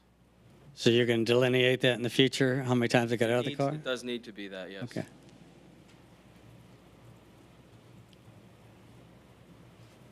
Criminal investigations during the quarter received 105 cases, and at the end of that quarter, they remain with 98 active cases. During this quarter, a few noteworthy cases. They arrived at a residential burglary while patrol met with the victim at the hospital. After that investigation, 4 suspects were identified and charged with occupied burglary, domestic battery, armed burglary, and all 4 of them turned themselves in. CID responded to the Hammock Lake subdivision regarding an in-progress vehicle burglaries. Several vehicle burglars were located as well as 3 suspects. Several vehicle burglaries as well as 3 suspects, and all 3 were arrested. Patrol together with CID responded to Sawgrass Lakes regarding 2 suspects committing vehicle burglaries. Both were located and arrested. That was a pretty lengthy and extensive search. One person, CID received a confession from one of those suspects. We had a situation where a local business was burglarized by 2 suspects, and a flock camera system helped locate the suspect vehicle. 2 arrests were made in connection to the burglary, and most of the stolen items were recovered and returned to the business owner. Special investigations participated in several events worth mentioning. With the FBI Safe Streets Task Force, they resulted in an arrest on a case and the seizure of a half a pound of fentanyl, nearly 1 pound of meth, a firearm, and over $7,000 in cash. That case has actually led them to an additional case, which remains active at this point. They're doing a lot of follow-up on that. During the first quarter, SIU also investigated 11 cases at America's Best Value, which resulted in 8 arrests. And they also performed an undercover alcohol operation, resulting in 4 people being arrested. This is our, somehow they got out of order. This is our reserve officers. Again, Sergeant Jody Starnes continuously puts a lot of volunteer hours, 96.5, and then Stephen King is an auxiliary officer and also contributes greatly to the department, 28 hours. Are there any questions? Any questions? I just have a comment. Yeah, that worked. So as you know, I live right off Wingate, so I have to go past those schools every day. So earlier today, I was going past the schools, and just as my speedometer hit 17 miles per hour, and I noticed the officer right in the middle of the street in the car, those red lights went on. Scared me. Very effective. I immediately slowed down. I went 13 miles an hour all the way home after that. So have them keep doing that. That definitely gets the driver's attention without anything more needed. They know what they did wrong. So Pass that on. it was a good point. What are the hot spots for traffic right now in West Melbourne? 192 in Wickham, 192 in Hollywood, and of course the Minton Road corridor. We continuously have complaints, issues, that kind of stuff. And so I guess the follow-up question is, what are y'all doing about that? We have periods where we try to have the traffic unit focus on those areas. It's called the step plan. And the problem is that the traffic units have been reassigned to squads and are doing patrol work, so we're not able to consistently be at those locations, but we do make an effort to try to be there for the peak hours of our crashes. And there's no way of moving other people around if that's a priority? Or? We have, like I said, we moved crime prevention to patrol, and once we get these people through training, our plan is to backfill those positions. Okay. All right. Also, on the agency report, one of the blanks weren't filled in. We've treated fairly. Was there any follow-up to find out why they didn't answer that one, or was that just an oversight? I did see that on there. I didn't do any follow-up with that. I can, but I was just curious. I noticed that as well. All right. Thank you. All right, thank you. Thank you. All right. That brings us to City Council reports. Batting first is Deputy Mayor Andrea Young. Thank you. I do have a couple things. Did I miss something? No. I'm sorry, what? No, we did the consent already. Yeah. Even, Hang in there, man. I signed it even though there was an error on it. We'll talk. Go ahead. All right, so I have a few things. Well, we mentioned TPO earlier. Every 4 years, TPO has to be recertified by FDOT. So their certification was today. That was an all-day meeting from 9 to 5 today. So I was there this morning for about the first hour of it. And so they are grilled by FDOT for their certification. They did a wonderful job. They did receive their certification. They passed with flying colors. So hats off to the staff at our TPO. They do an excellent job. I'm sure you all know Georgiana, the director, who's been in front of this council several times.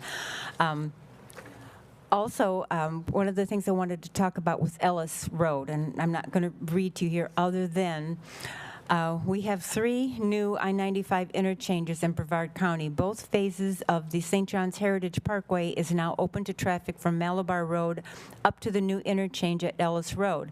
Now that we have direct interstate access to the airport and numerous businesses in and around airport campus, widening Ellis is even more critical. FDOT is administering the right-of-way acquisition phase on behalf of the county, including West Melbourne and Melbourne. This is anticipated to take several years. Through partnerships, we now have partial funding for construction in fiscal year 25-26 in the amount of $19.3 million. We're $11 million short. So but it is the number. Last year, we submitted application to Central Office and Federal Highway to have Ellis Road designed on the NHS, the National Highway System. That designation is part of the criteria for infra grants. Ellis is our #1 priority and continues to be the top focus, and that's not just for TPO, that's for FDOT as well. Ellis Road is the #1 focus for right here. So I'm going to let that one go. Did all of you receive your ride share invitation in the mail? It's on the 26th. Okay, if you can go to this is going to be an absolutely terrific event. If you read what the invitation is, it's going to be all space-driven out at the Kennedy Center. I cannot go. I have another place where I have to be on the 26th, but if anyone else goes, it's going to be an absolutely great event.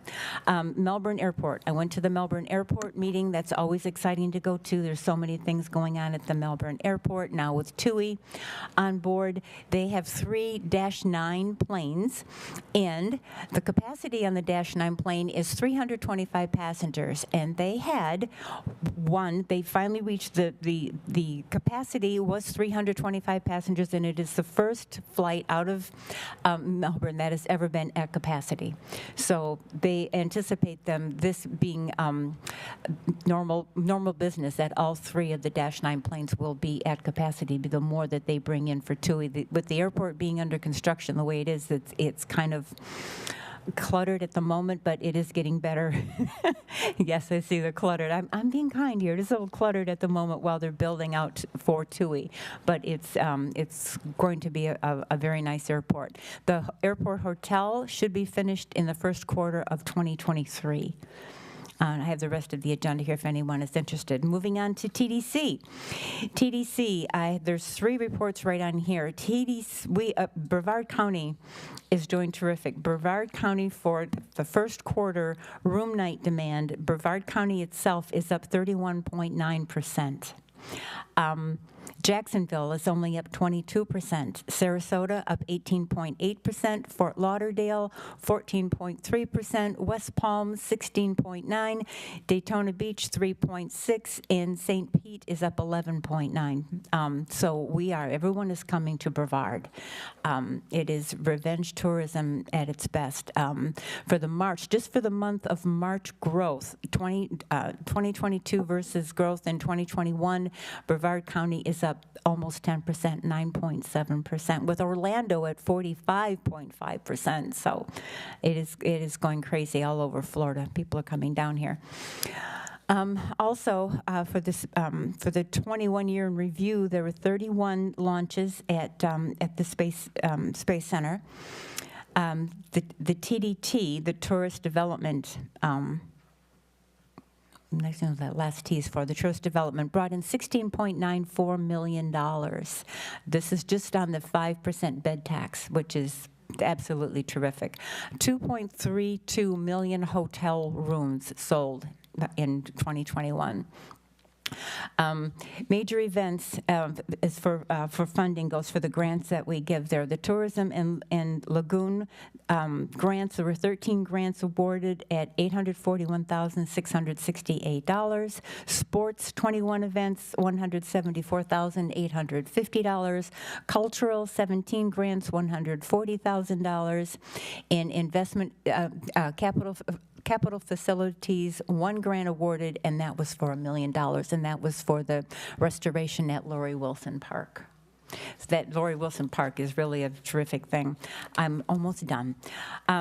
ROI, return on investment, whenever we give grants out at the TDC, it's always what's the return on the investment going to be dollar for dollar.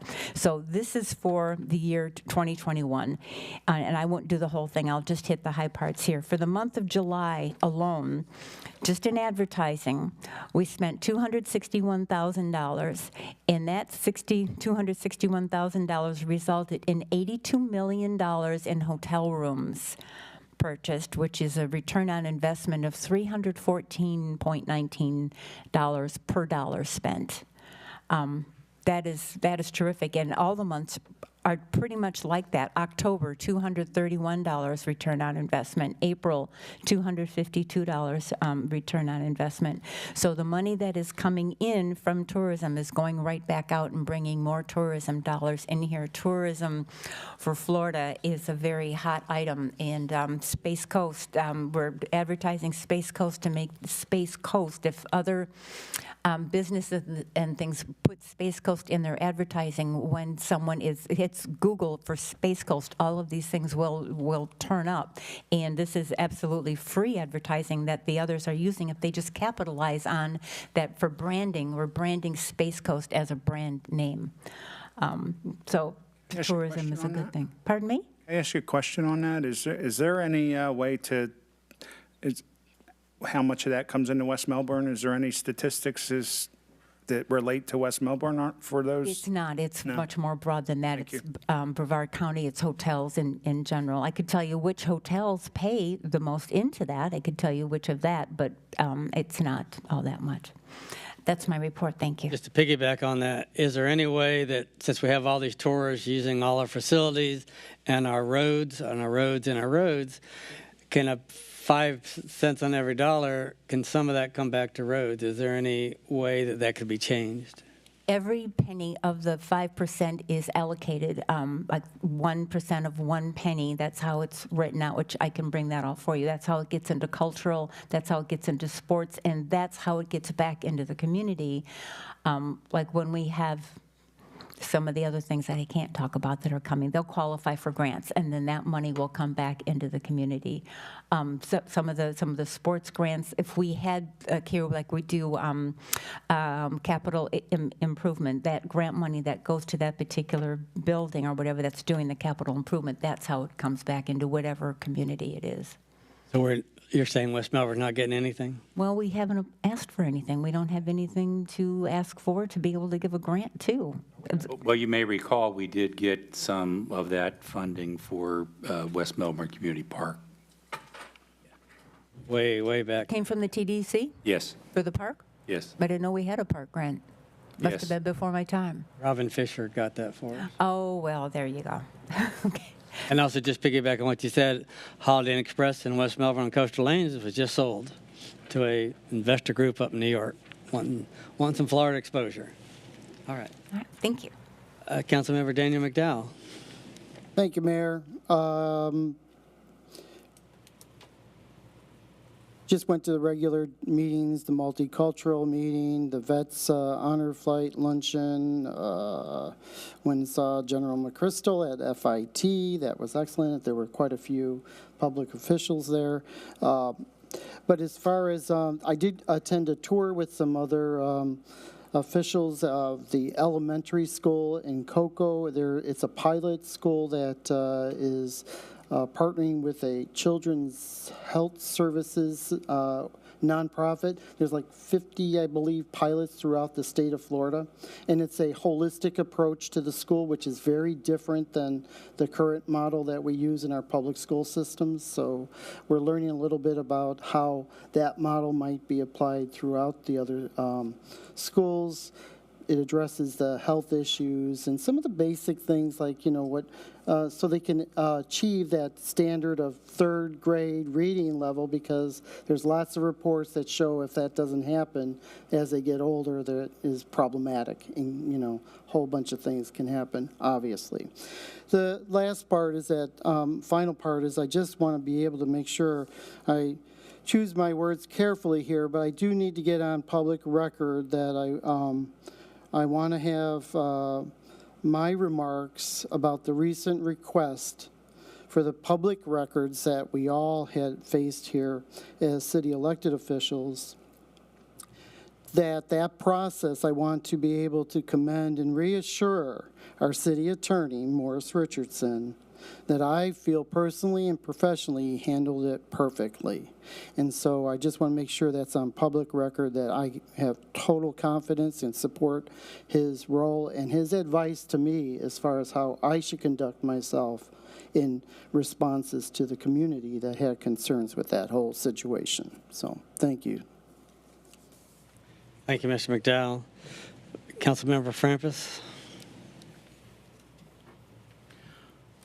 I think on piggybacking that, I think it's fair to say that I know Councilmember Ditmore was involved in all that stuff, and he followed in line with everything that Morris advised, and he was compliant and came out the shining star in that, I think. So anyhow, I would like to say that I appreciate all the time that Mr. Morgan and the staff gave me in reviewing the manager's opportunities, the applications and everything, and I just appreciate all the time you gave me, and the staff here, the time your staff gave me. Thank you. That's it. Thank you. Councilmember Bachelor. Thank you, Mr. Mayor. Carrying on from the airport, because it is relevant to West Melbourne because of the traffic that's generated along Ellis, my observations have been the following since returning to travel. I had a 3 o'clock flight about a week ago, and that meant I arrived when the TUI flight was loading. And that airport cannot even come close to supporting that flight. The baggage claim area is temporary and only a few feet long. The security line is ridiculous. It is basically just a zigzag all the way back into where the restaurant area used to be. They've essentially shut down the restaurant area. There's some kind of really low-level VIP lounge. And then when you get to the gate, the boarding line goes right in front of the Dunkin' Donuts that's right there. And it's just a total disaster. And then as I was waiting to board, I wondered why they were bringing on basically food from the restaurant there. I don't think they can even service that aircraft for the return flight in terms of the catering, because Melbourne Airport has never had to cater a transatlantic flight before. And so what it looks like they're doing is they're literally bringing hamburgers and hot dogs wrapped up in silver foil for the passengers. That being said, be under no mistake that the people that are coming in on these flights, first of all, you cannot book a flight from the US to go into Europe. So there is absolutely no travel benefit to the residents of West Melbourne or Brevard County from this flight, even though it was pointed out by me multiple times over years and years and years that there would be demand for that. But I know why their business model prevents them from doing that. However, if you are interested, the flights are so cheap that you could buy 2 of them and only use one of the legs, and it would still be cheaper than using a US commercial carrier. For example, you can find flights to the UK, from the UK into Melbourne for $250 return right now. So anyway, I wonder if you need a UK-based address, which, incidentally, I do have one of those. But anyway, never mind. Too, yeah. Yeah, that's why it's so cheap, right? You don't have to pay for the, However, returning seriously to the dollars spent, yes, the dollars spent will be going into improvements of the airport, but be under no illusion that these people are not landing here to spend time in Brevard County. They are being whisked away to the land of the mouse and up to the cruise. They're not staying here. So if you're seeing a bump in hotel stays in West Melbourne or Brevard County, it's likely just things returning to normal as a result of the recovery from the pandemic, not anything to do with the TUI flight.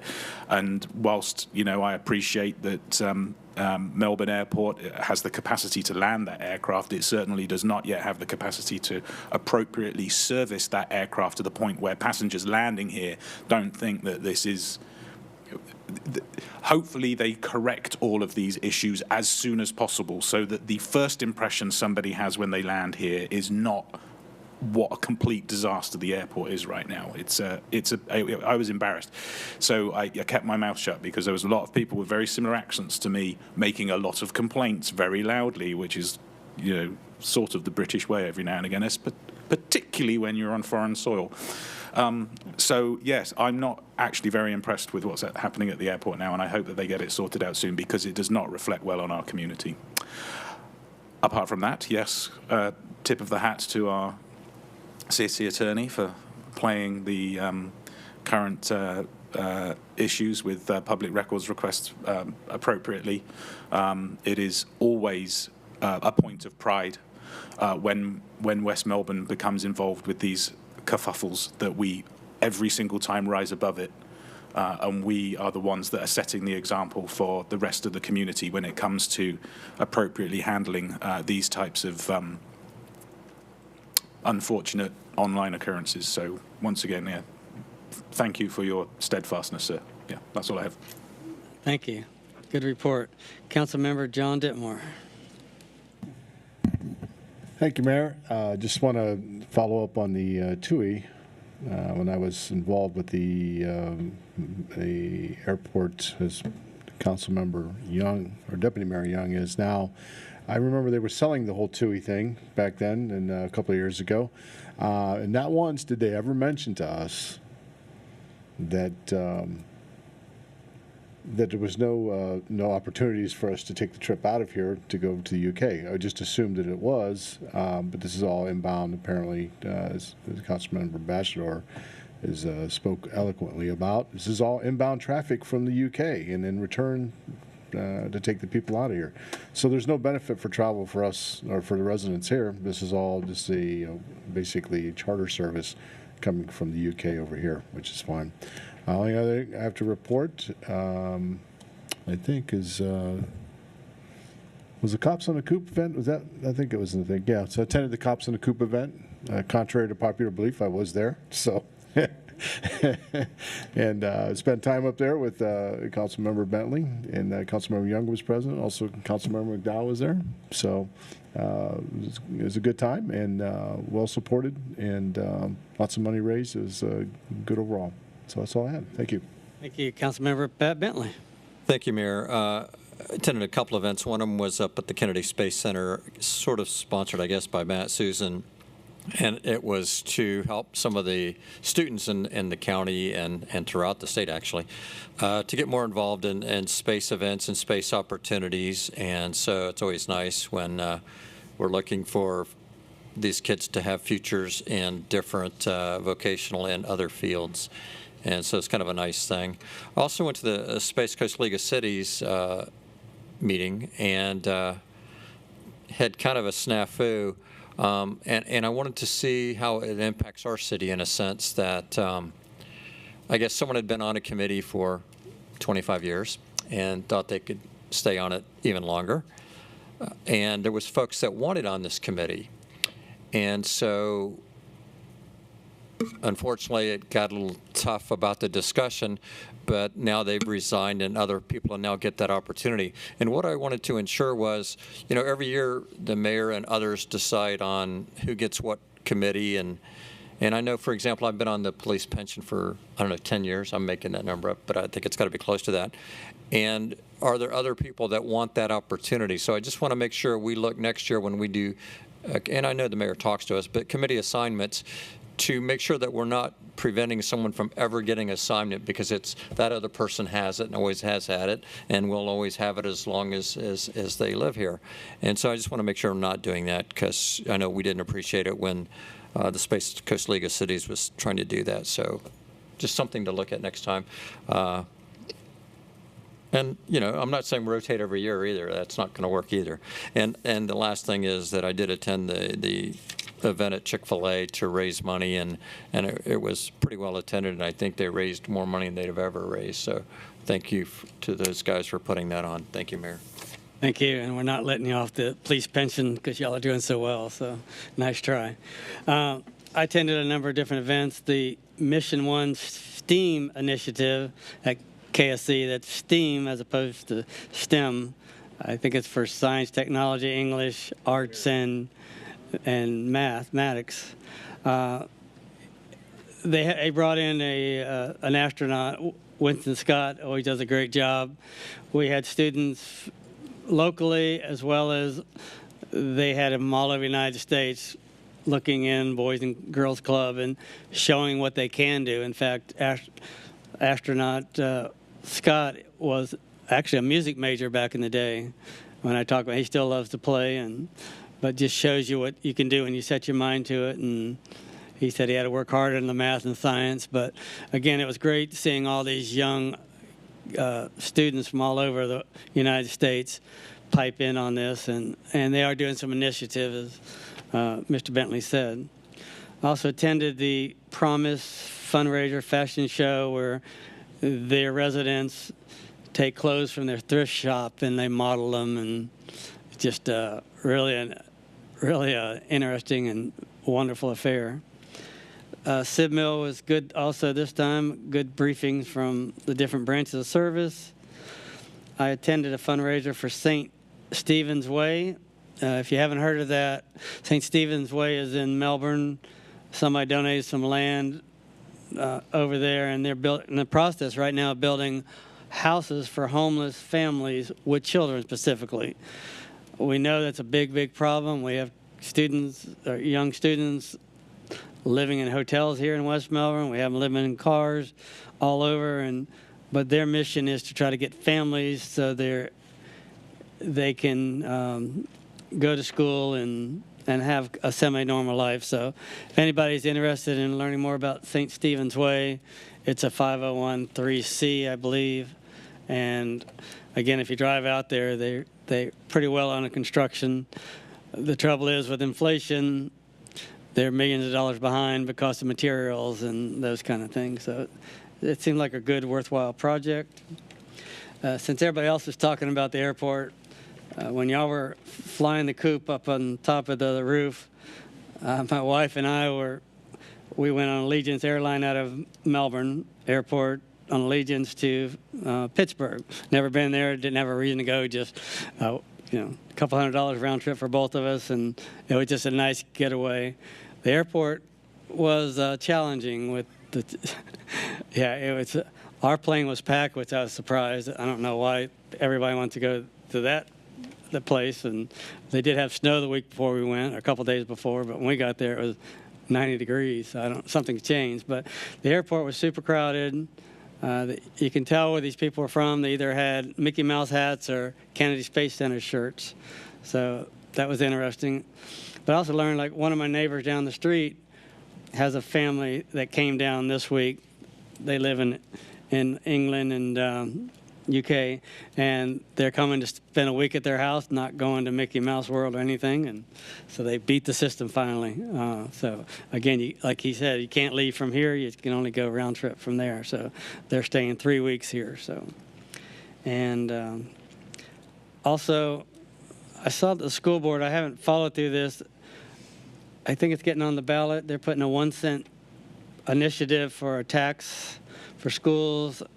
I don't know what all that's going to cover, salaries and different things. So I guess we'll see that on the November ballot. But again, they haven't really talked a whole lot what it's going to be. So, and just keep an eye on that. And also want to congratulate our finalist, our only finalist for city manager, Mr. Tim Rohde. And that's all I have. So any questions for city manager, city attorney with the light on? Oh. Any questions for us?